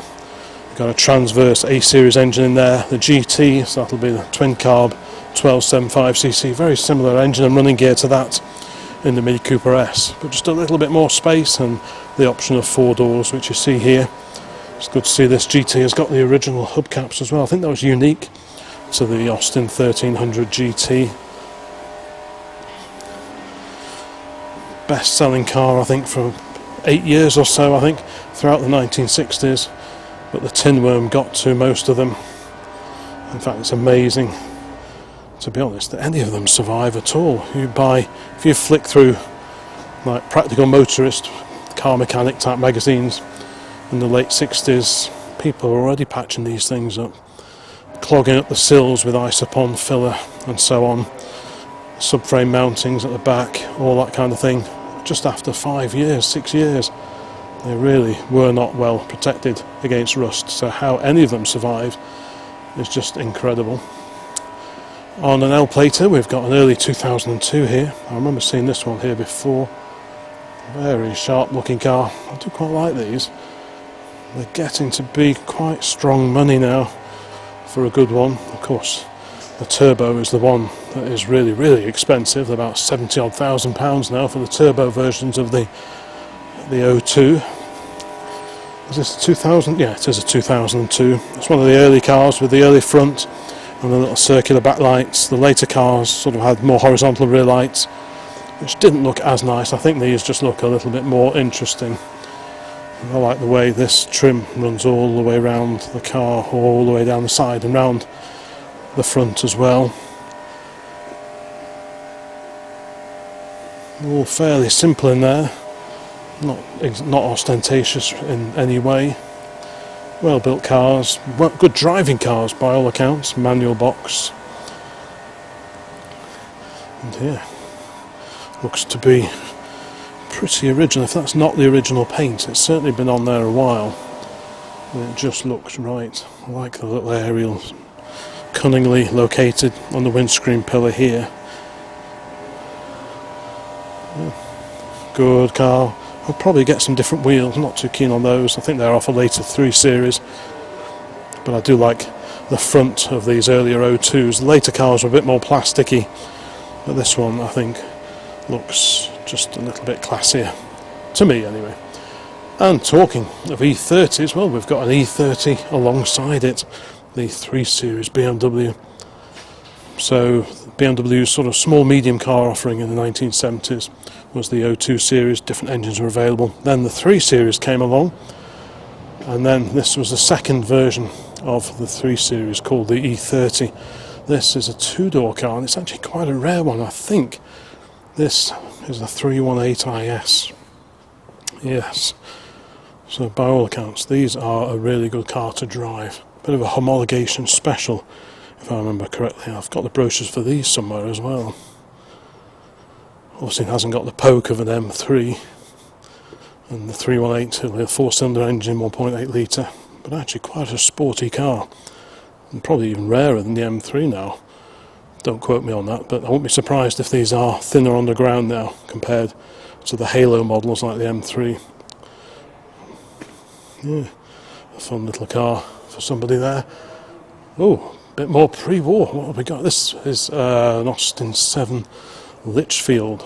So this is the Austin 10-4 of 1935. So this was based on the 32 to 34 chrome rad cars. But this has the painted cowl, which tells us we're looking at the slightly later Austin 10 Litchfield. I'm not quite sure what the guesstimate on this. I think it's about 3 to 4.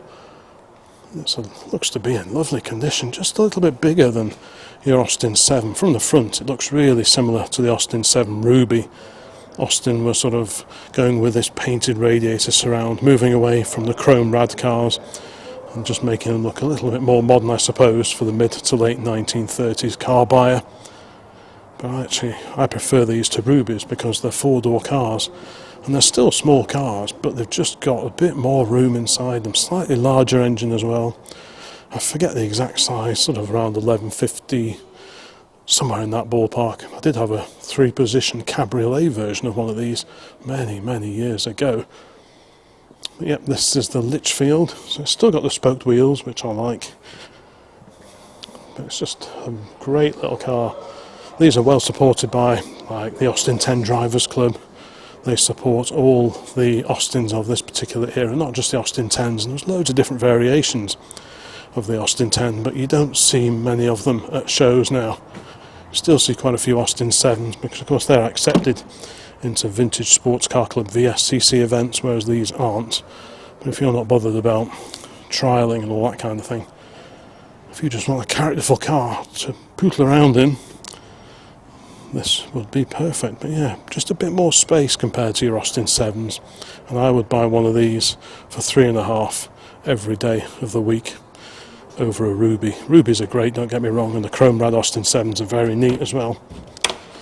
But if I just wanted something pre-war to pot around in and didn't take up too much space, I would go for one of these. I really would. 3.5-ish is the estimate on this one, and that is just a very bonny little car. Let's have a quick look at this one as well. Just wants a little bit of oil on the door handles, but the door opens really nicely. Got some, there you go, Austin 10 Drivers Club, that's what I was just talking about, the magazine there. Bit of oil as well, a few extra bits and bobs. Very original looking trim. Yeah, that would be, if you fancy dipping your toe into the pre-war car world, just walked into something, you could do an awful lot worse than that. Right, Triumph Stag alongside that. Looks like a Mark II with the alloy wheels and the stainless sill covers on a P-Reg. If it was mine, I'd put some reflective plates back on it, but it looks to be good. That doesn't matter, number plates, a screw-on job. What's way more important is the condition of the bodywork and indeed the engine. I'm guessing it's got, I'm not sure if we can, it's on the catch so I won't open that, but I'm assuming it's got the original 3-litre V8 Triumph engine. Alloy wheels, that was standard fit, like I say, on the Mark IIs. Little bits and bobs just to catch under there. The main body looks okay. Yeah, just have a quick feel around there. Yeah, so a little bit to do on the black bits on the sills, which wouldn't take long at all. But yeah, big elegant cars. I always thought these were good cars. This one's got the auto box, so it'll be a proper wafter. Nice torquey, laid back, relaxed Grand Tourer. You can always put a hardtop on it. Seating in the back as well, so you can fit 4 of you in this one. But just think, they're a very, very handsome car. Oops, what's that? Sounds like a compressor's firing up somewhere, so we'll carry on in this direction. Here is that other Morris 8, the other Morris 8 Series 1. I think these came from the same stable, this and the van project just over the back there that we were looking at an hour or so ago. Right hand drive, Morris 8 Series 1 Tourer, 1937. No reserve, I think, on this one. Yep, so rival to Austin's small cars, of course, in the 1930s. Series 2 would come along shortly after this one was built, which was basically the same car, but it just had a painted radiator surround, the disc easy clean wheels, but same 918cc engine under the bonnet, a little side valve unit that also saw service in the low-light Morris Minors post World War II, and of course the Series E's that were built in between. This one looks to be in really lovely condition. I wonder if this was restored by the same person who started the restoration on the little van project that we were looking at before. I suspect that is probably the case. Even the soft top is lovely. I think that's mohair, I think. It's really, really lovely inside. Look at that.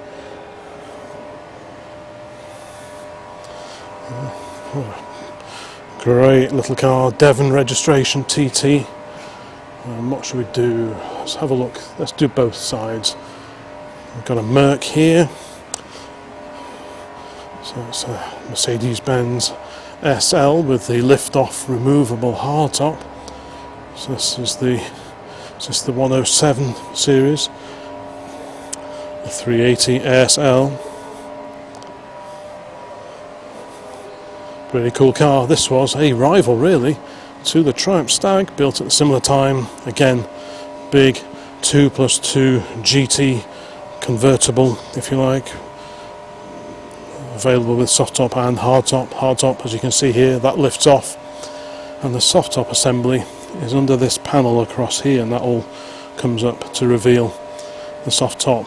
Quite a heavy hard top. Need a couple of you to lift that off, but it does transform the car into a quiet and refined saloon. So yeah, quite a handsome beast. Got a Morgan here. Apologies if this video is going to be one of the longer ones again, but there's just so much to take in. This one on an H plate, many louvers in the bonnet, lovely shade of green, nice soft top on it as well. Someone lives local to us, they've got a Morgan, similar colour to this, and I think they pretty much daily it. I've seen it out in all weathers, so they are quite usable cars if you put your mind to it. Yeah, there we go. Another SL here. So we've got a couple of Mercs SLs, so that one's got the lift-off hardtop on it. This one has the soft top in place with a hardtop behind it, so there we go. So this one comes with the factory hardtop, which is quite a construction. I mean, Mercs, this is a 420 SL, they were real quality jobs. You know, I've waxed lyrical before about when you open the doors, all the beautifully plated fittings inside. Auto box, lovely blue hood on it, yeah, very nice. Metro Rio here. I saw a Metro, went the other way as I was driving down the A49. I think it was a Metro GTI, I think. Not something you see all that often now. Very bonny little car, not many good ones of these left. So a quick peer inside. Original trim. You won't want to try remanufacturing that, I bet. So if you buy a car of this era, you really want to see good trim. Metal bits you can probably get around, but trim can be very problematic. Original radio there, long wave, medium wave. 4-speed box plus reverse. What's the mileage? 30 something. Yeah, 30,939 miles showing. But that's probably original. Proper Rover branded mats there as well. Not a bad little car. Nissan Micra, one of the K10 Micras in front. That's a super clean example, that is, as well. One of those cars that used to be pretty much everywhere. Driving schools used to like this kind of thing, but now, well, pretty scarce. And of course a rival to the Metro back in the day, as they say. Keep fit windows, wind up windows. Yeah, everything you need and nothing else really. 4-speed box, a digital clock down there. 64,000 showing on the clock. Seat covers, be interesting to have a look underneath those. Doesn't that shut well?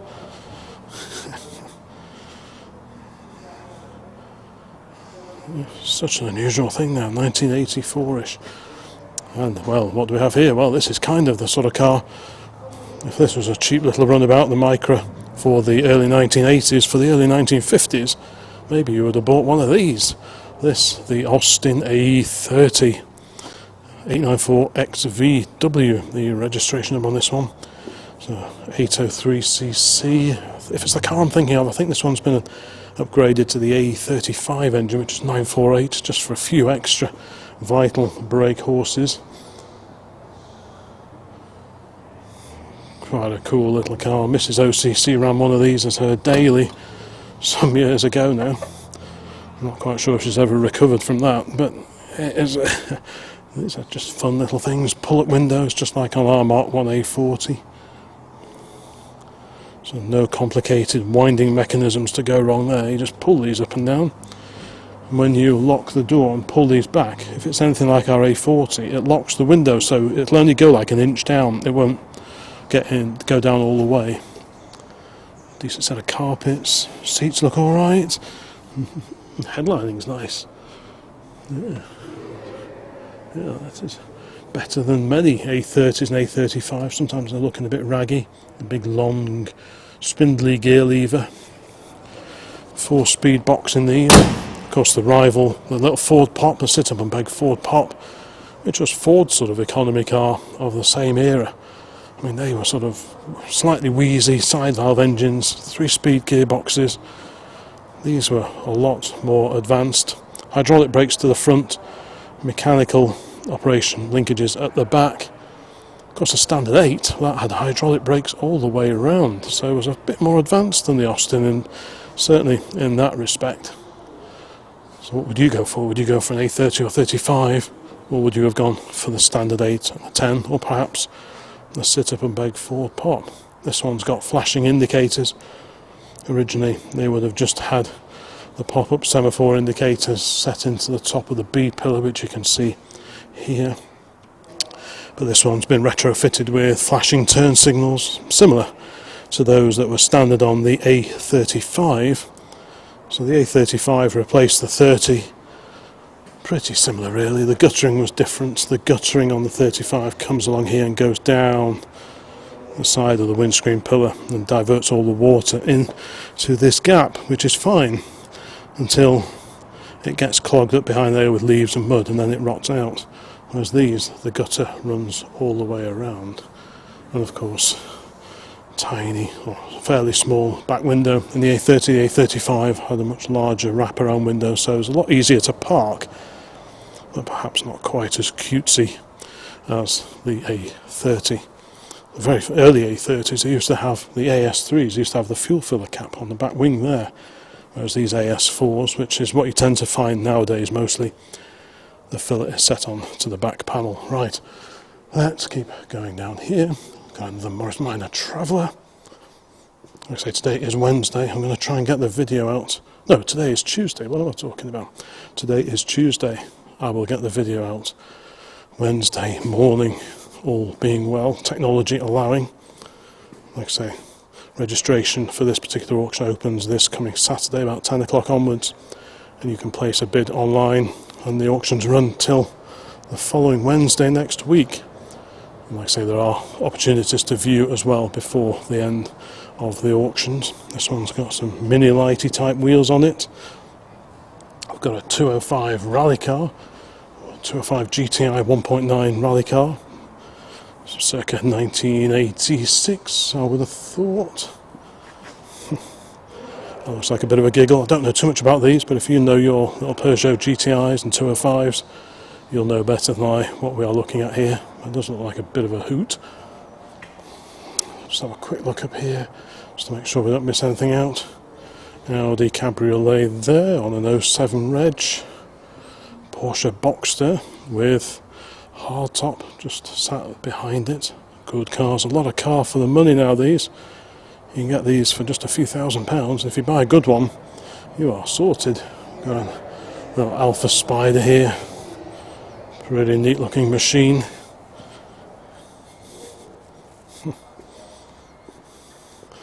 So what's this? Bromyard Speed Festival a few years back.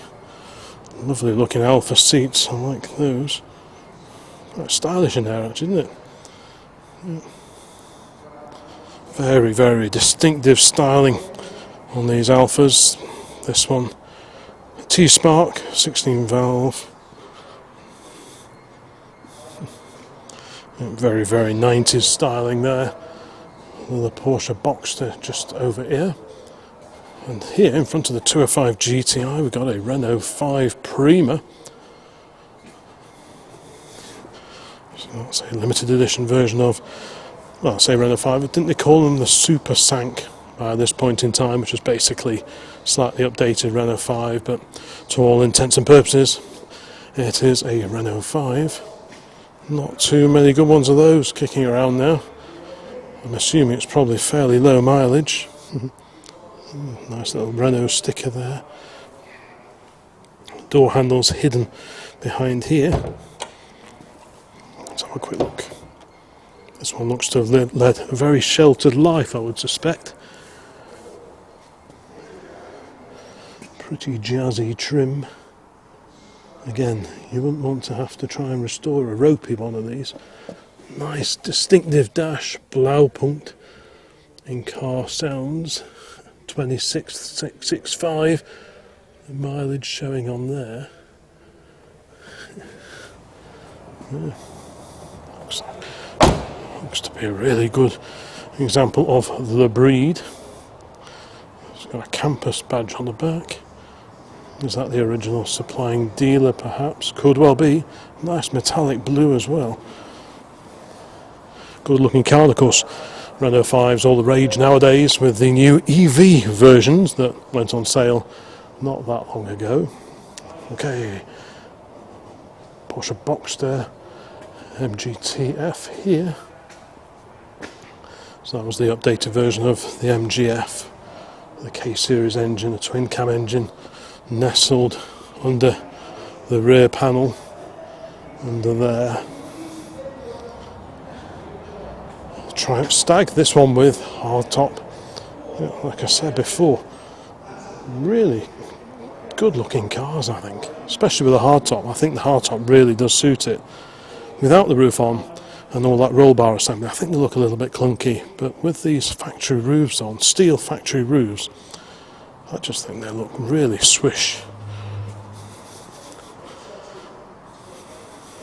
Yeah. Good looking car. Is this a manual or is it an auto, I wonder? Let's have a quick peer inside. Is that the supplying dealer, Richard Smith and Father, for new and used cars? Right. So it's probably not the original supplying dealer, but at some point in time they sold this car. Let's have a quick look inside here. So this is the auto. Yeah. It all looks to be as it should be in there. Nice door shut. Yeah. There's a Triumph Stag, Fiat X19 alongside it. We'll have a look at that in a sec. But staying with Triumph, we've got a Triumph Spitfire Mark IV. It's sort of an orangey red. I forget what the official name is for that. I know there were some colours, was it pimento? I don't know which shade that was, or indeed what we're looking at here. Let me know in the comments which colour this is, if you know. Beautiful plates on the back. Really, really good. Proper separate letters on the metal reflective background. Soft top looks to be in good nick as well. Rear arches, yeah, all feels proper in there, not all gobbed up with filler. Yeah, it just feels as it should. Yeah, Okay, looks nice in there. Pretty good on the bonnet as well. Bottom of the windscreen, you always need to check round here because they can go a bit. If this windscreen rubber starts leaking, water gets behind here and it can get a little bit frilly around there. Front arch feels good. Very sharp looking little car indeed. And yep, X19. Really groovy little Fiat, introduced in the 1970s originally. This is one of the later ones with the bigger, chunkier bumpers by Bertoni. Yep, Bertoni Torino. Neat looking little cars. Yeah. Pretty cool. Rival or contemporary, I guess, of the Spitfire. So whereas your Spitfires and your midgets were pretty bone stock conventional with a 4-pot engine in the front driving the rear wheels, these were all together a bit more specialised in many ways. The mid-engine sat under here, of course rear drive. I think, yeah, these roof panels lift off. Quite stylish, really stylish. Even the things like the door handles, just much more interesting to look at than on your Spitfires and such like. Even though I do love a Spitfire. Yeah. Pretty neat. Maybe this was this more of a rival to the TR7, perhaps. Don't know. But yep, neat to see one of those. And back to Triumphs and a lusty 2.5 litre. Triumph TR6 at the end of the row here, quite a fetching shade of sort of mid-light blue. Again, I'm sure someone watching this will know exactly what this particular colour is, so let me know in the comments. Hardtops are available for these. This one's got the soft top on, looks like a fairly new soft top. That looks to be in good order. This one with a luggage rack on the back for a bit of added carrying capacity. Now, which way around do you put your boot rack on? Some people say have it with a raised bit at the back so bits don't fall off.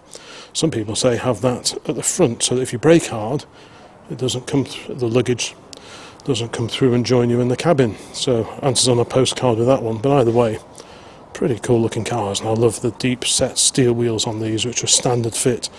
They really do set it off a treat, I think. Right, onwards, because next to the TR6 and facing the side of this mighty Rolls-Royce Silver Spirit, which is about 1987. Let's have a quick look at that.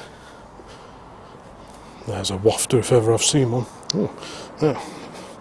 I just happened to see, is that the hardtop for the TR6?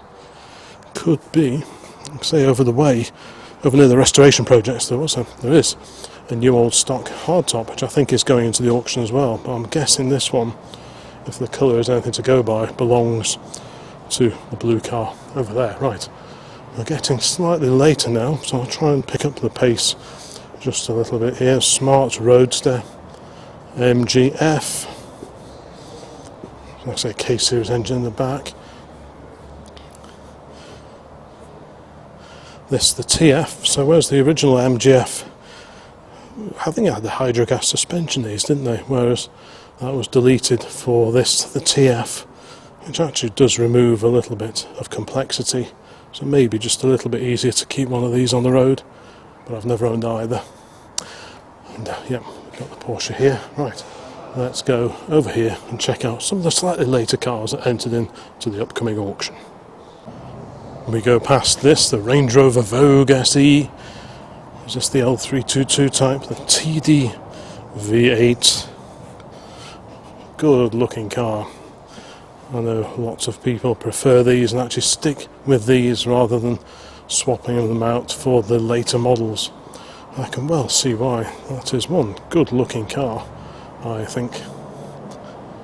And while we're over this neck of the woods, it'd be wrong of me to miss out these wonderful, wonderful motorcycles just over here.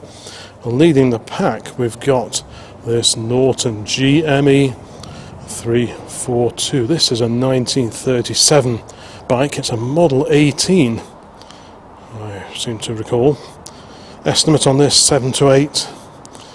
reading around, prices do seem to have softened a fair bit on some of the earlier motorcycles. But this is just a beauty. Look at that lovely wide flat fuel tank. What a treat to sit behind this, barreling down the road. That really is lovely. And next to it, got a little Beezer, an AJS, a Cotton, a Scrambler or off-road trials bike. That's pretty cool as well. TPA 485 alongside. What do we have? What is that then? I'll have to double check on that one, I think. Got some Hondas here, various examples of trials bikes, road bikes. We've got a 404 there.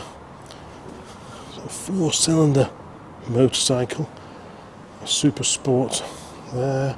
Suzuki over there. But there are two really early Douglases just over the way. So I really want to get over there and have a look at them, because you don't see that kind of thing very often at all. One is 1914, the other is 1916. This is the 1916 Douglas. Yeah, what a treat. You could just spend an hour just looking at it. Beautiful original paint on the mudguards, just been lightly oily ragged, but it just looks wonderful. Look at the saddle on it, La Grande. Wow, beautiful leather saddle on it. Just an absolute treat to see these here. XK7182. So like I say, this one is 1916, so Great War era. And yeah, so what's that, 110 years old now.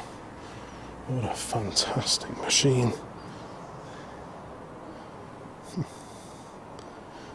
Yeah, wonderful, wonderful detailing.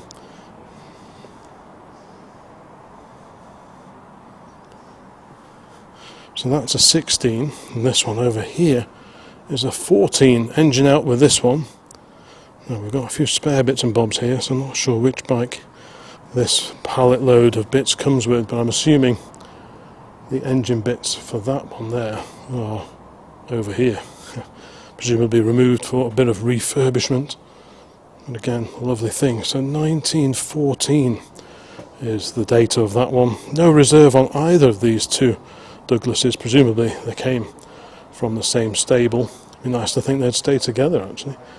Look at these again, wonderful little toolbox, leather toolbox in its own, little housing on the back here. Another one over that side as well. Very dainty little lamps on the back and the front.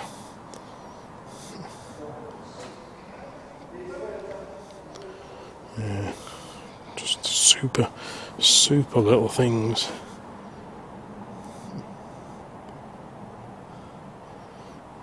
Interestingly, that engine assisted bicycle over the way, that had one of these attached to it. So I'm wondering if they all came from the same owner. Yeah. What a beauty. Oh, a lovely pair of really, really early vintage, almost veteran era motorcycles. Yeah, today at Brightwells. Right. Okay. Let's go back to cars for a moment, and we'll just amble up this row past this really actually good looking rangy. We've got to the Aston Martin Virage here, the Virage Volant. Actually followed one of these through town just a week or two back. Same colour as this, actually. So Volante is the convertible version of the Virage. Quite a big chunky car. Yeah, lovely inside. Yeah. Proper Brit bruiser, this one. Just sneak through there.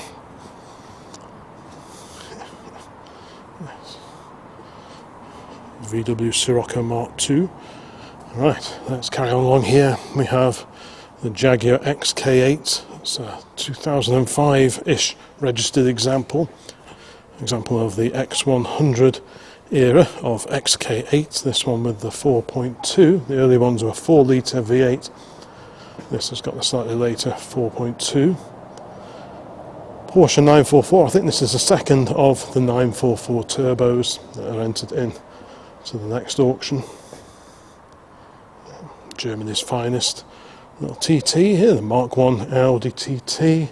Very sharp looking little cars. I think these are great looking things. Definitely future classic, that one. Porsche here. VW Golf Mark IV. This has got the V6 in it. Dad's got one of these as his sort of winter beater. He's got the V5 engine, one of these. Subaru Impreza on a 51 plate, one of the bug-eye Imprezas. Colour scheme very reminiscent of the Pro Drive run, the 555, 555 Pro Drive cars that Colin McRae and Richard Burns used to rally back in the 1990s. MGZT, passed one of these on the way down this morning. I was only thinking actually, as I was driving down in our 2002 Jag, it almost seems to be more 90s and 2000s cars actually in regular use now than perhaps there were. Maybe people are just turning their back on modern cars and resurrecting and keeping going some of these older ones. Like I say, I saw a ZT just like this. It was like a dark graphite metallic colour driving along, and a Rover 75 separately. I saw that as well this morning. So maybe more and more people are running these. This, the MGZT, was the MG-ified version of the Rover 75. Quite a cool looking car, I think. Of course there was the estate version as well, the ZTT. Yeah, quite a good daily, I suspect, one of those. And this kind of car, when they are getting a little bit complicated now, this era of cars, they actually benefit. They're probably better off running every day than being tucked away and used for sort of high days and holidays. They're going to benefit from regular use, I'm certain of it. Right, let's carry on along here. Mark II Astra, well, we say Vauxhall Astra. This looks like an Opel Kadett version, a GSI. A bit lower, big wheels, a few mods on that one. I can hear a door. I can hear someone's adjusting a door, I think. Right, that's the outside door to the building, not a car, I hasten to add. Got a Mitsubishi 3000 GTO here with Rally Art livery. That's quite an eye-catching bit of kit. And look at this Chevy SS here from the late 1970s. The pickup, the El Camino. Wow, that's certainly quite an attention-grabbing machine. So, pickup truck from Chevy, sort of monobody or unibody, I guess, pickup, but all integral, the body, a bit like on the Australian utes that were built for, have been built for many, many years. And the styling of this very reminiscent of those Aussie utes. Let's carry on round here. Grey Fergie tractor, oof, nice. I don't think any of this, the stuff behind here, I don't think this is entered in to the next auction. It may well feature in a future one, but not this one, I suspect, so we'll ignore those. I'll doff my cap to the little Grey Fergie, because I do like them. And let's just amble down this row. I've got a Bentley Mulsanne S, so this is the Bentley version of the Rolls-Royce Silver Spirit. I've got a Volvo hearse. Yeah. Wow. And a Volvo limo alongside it. Yeah, a ready-made business for someone there. The Merc, the SL 500, the R129 series. Is this with the 5-litre V8? I think. Lovely shade of blue, actually. That I do think that is a very agreeable colour indeed. What a car. Still from the era of Mercs when they were really top quality bits of kit. Of course, in later years they would spend some time merged in with Chrysler in America, becoming Daimler Chrysler, and quality did slip a little bit with the later cars, but this is still a proper Merc. I'll just have a quick peer inside. Frameless windows, as you can see there. Still in exceptional condition. Just wonderful. Look at that. 90,000 miles showing.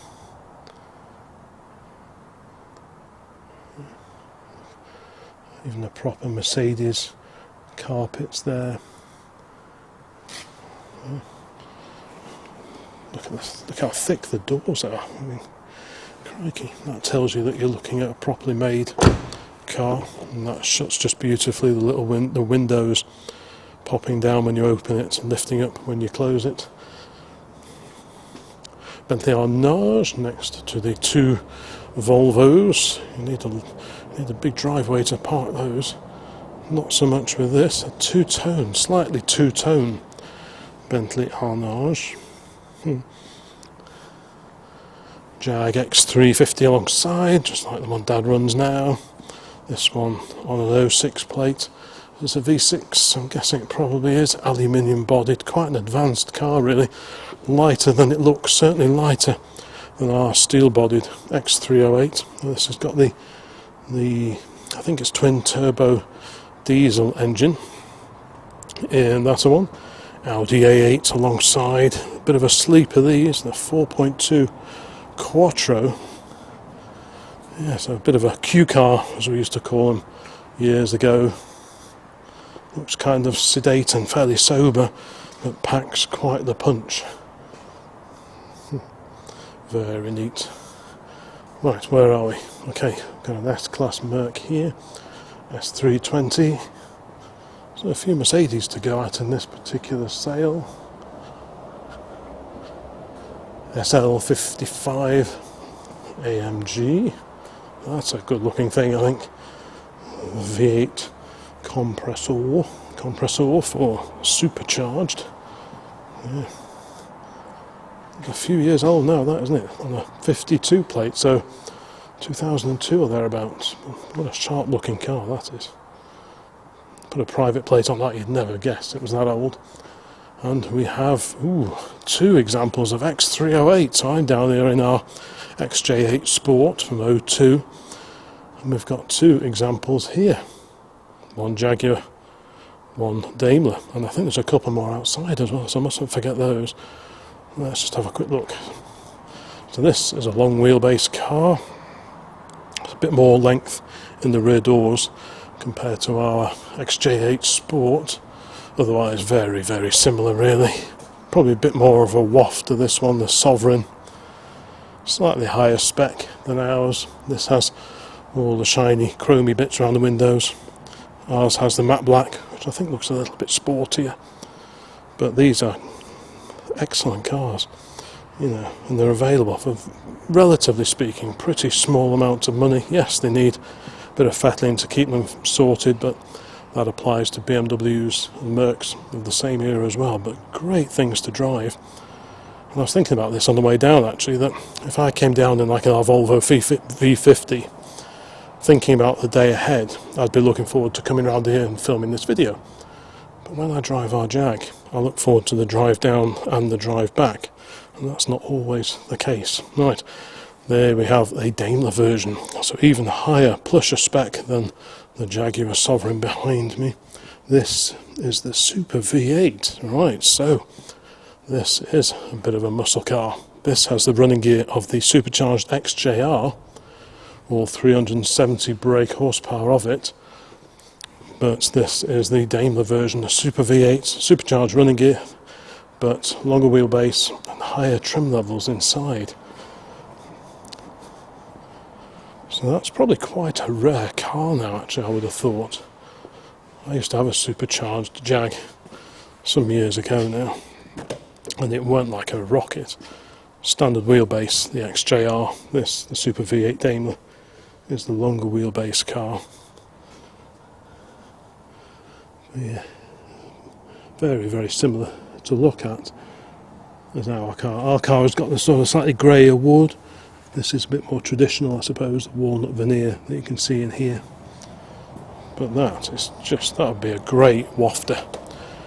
And being supercharged, it would really pick up if you asked it to. Yeah, I'm not sure what the estimate is on that, but it's actually quite an unusual thing, I would have thought. Right, onwards. Got another Merc SL there, the beauty. Again, super good looking car, I think. What do we have? God, I didn't even notice this one here. So which one's this one? So we're back to Daimlers again. Where have these all come from? 3 X308s in a row. Which one's this one then? It's got a sliding steel pop-up sunroof. So what do we have? Another Super V8. Maybe they're not as rare as I thought, but yes they are. But we've got another one here. So we've got a V8 Jag Sovereign there, a Super V8 Daimler, and another Daimler Super V8. Wow. Again, supercharged long wheelbase car. Yeah, those back doors look a lot longer than ours. Cool. Individual rear seats in the back, that's the main difference with ours, and you've got this extra sort of centre console bit, so strictly two-seater in the back, extra leg room. You've got the pull-down picnic tables as well, pull-up maybe, there we go, very nice too, we've got those. Yeah. And the supercharged engine, so the best of all worlds. Again, a bit of a sleeper, that one. End of the row, a much later Merc, and a selection of two-wheelers here, the little Tomos. Like I say, bikers will know what we're looking at here much more than I do. Quite a few of these dinky little ones here. Little Honda 50. And a Kawasaki 175. Right, so I've just nipped outside because I know there's a few more cars parked up out here. It stopped raining. It was raining when I got down here. You can just about see our Jag over there. And we have more Jaguar XJ action over here. This is an XF, good cars by all accounts.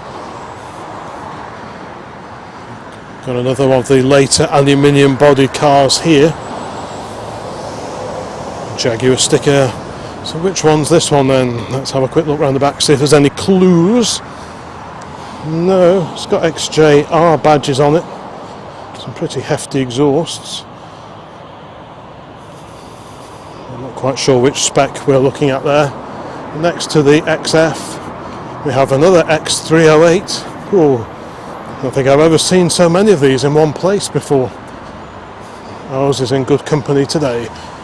This, the regular XJ8, so this is probably like an entry-level car. I think that's an LPG, so maybe it's been converted to LPG at some point. I used to run LPG on my old Discovery and the Jeep Hemi that I used to run, but now it's very hard to find LPG, certainly around our way. Yeah. Looks nice and tidy in there. Like I say, such a great wafters. They really are excellent cars. Okay, now we have a little project here in the shape of a Triumph 1300 front wheel drive. Looks like someone's been doing a bit of work to it, maybe changed the door back there. Quite a neat little car these are. Introduced in the late 1960s, front wheel drive. Is it open? Yep, let's have another door there. So a bit of a work in progress, but I'm sure it would be priced accordingly if you fancy a little bit of a project. And a very usable car at the end. You could do a lot worse than one of these. Quite unusual now. There's some dotted around, but you don't trip over them at every show you get to. We'll just carry on along here. Another R129.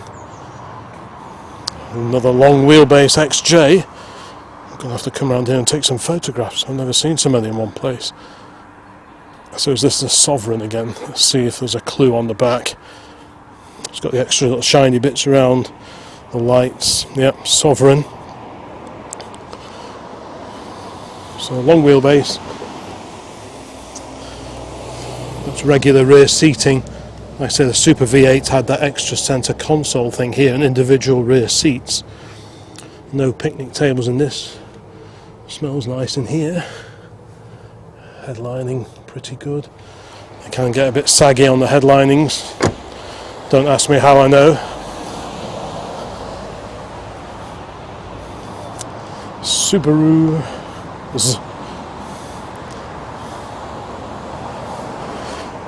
Bob Gerard Limited. I wonder if that's any relation to Bob Gerard, quite a famous privateer race driver in the Second World War. He used to race an ERA, if it is the same Bob Gerard.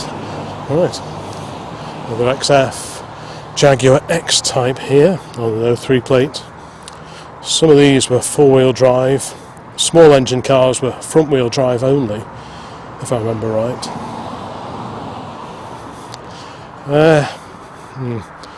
Not sure. It's a Suzuki badge in the middle, so I'm guessing based on the Vitara, perhaps. Yeah. Suzuki. I'm guessing it's a Vitara chassis under there. We used to have a V6 Grand Vitara, Melton Mowbray Suzuki, the Arctic. Unusual. And over here a bit more Range Rover action. This Overfinch, so much modified, uprated Range Rover. Another L322 here. Fiat Camper turbo diesel. And to round out these cars, the Defender and what appears to be barn spec Land Rover Series 3. Looks like it's as found. A little bit of green verdigris.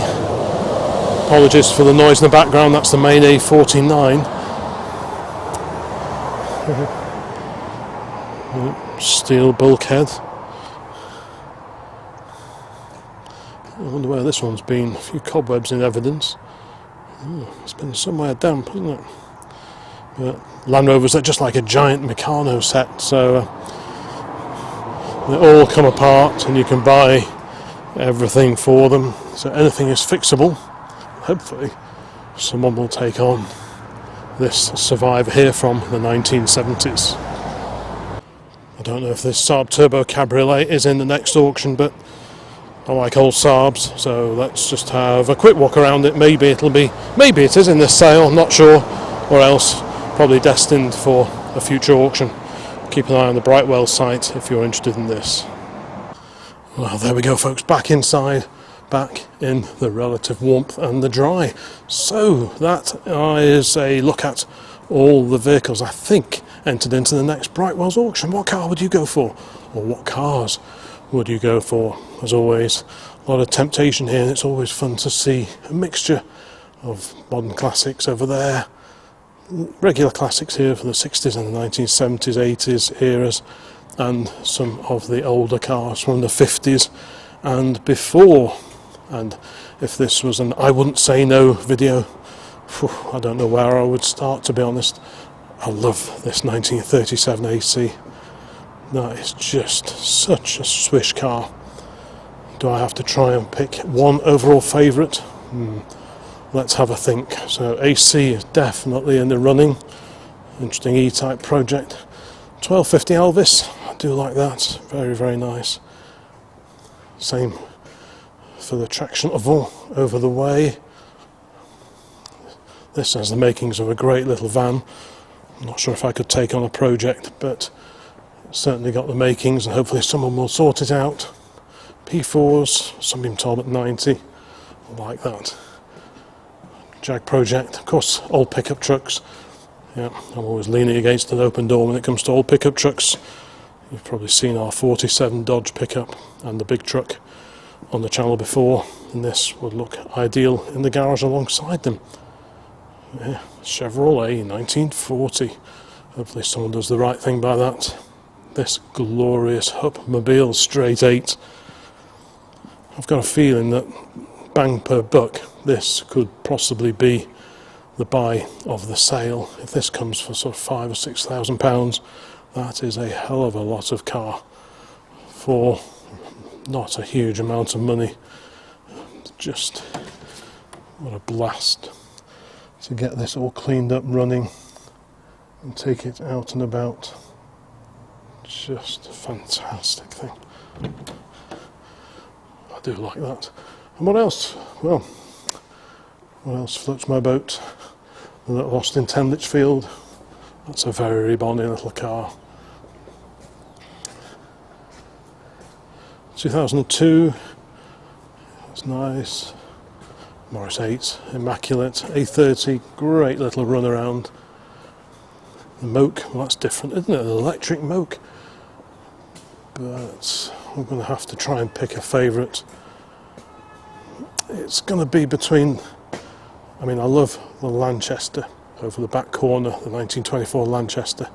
That is divine. So the top three, Lanchester, the Hupmobile over there, and this glorious AC. I say value for money, I think the Hupmobile is probably the best one to go for. The most stylish. It's difficult to look past this, so I think I'll probably plump for this, all things being equal. So thank you so much for watching this particular video. As always, it's been really fun to have a walk around this Brightwells auction entry and just wallow for a couple of hours in the presence of some really, really wonderful cars. Like I say, online bidding, the auctions run for several days. Registration opens this coming Saturday, and the auctions run till around about lunchtime onwards next Wednesday. Viewing days, well, there will be a couple of viewing days, I think, so get over here if there's something here that potentially floats your boat. Maybe this lovely old Rover here, very, very usable car. Great option, that one. So yeah, thank you so much for watching. Please subscribe to the channel, leave a note in the comments, let me know if you like this kind of thing, and I'll try and do many, many more as 2026 unfurls. So yeah, I think that'll do. So time to get back home, get this edited, get it uploaded, and hopefully out for the morning. So bye for now.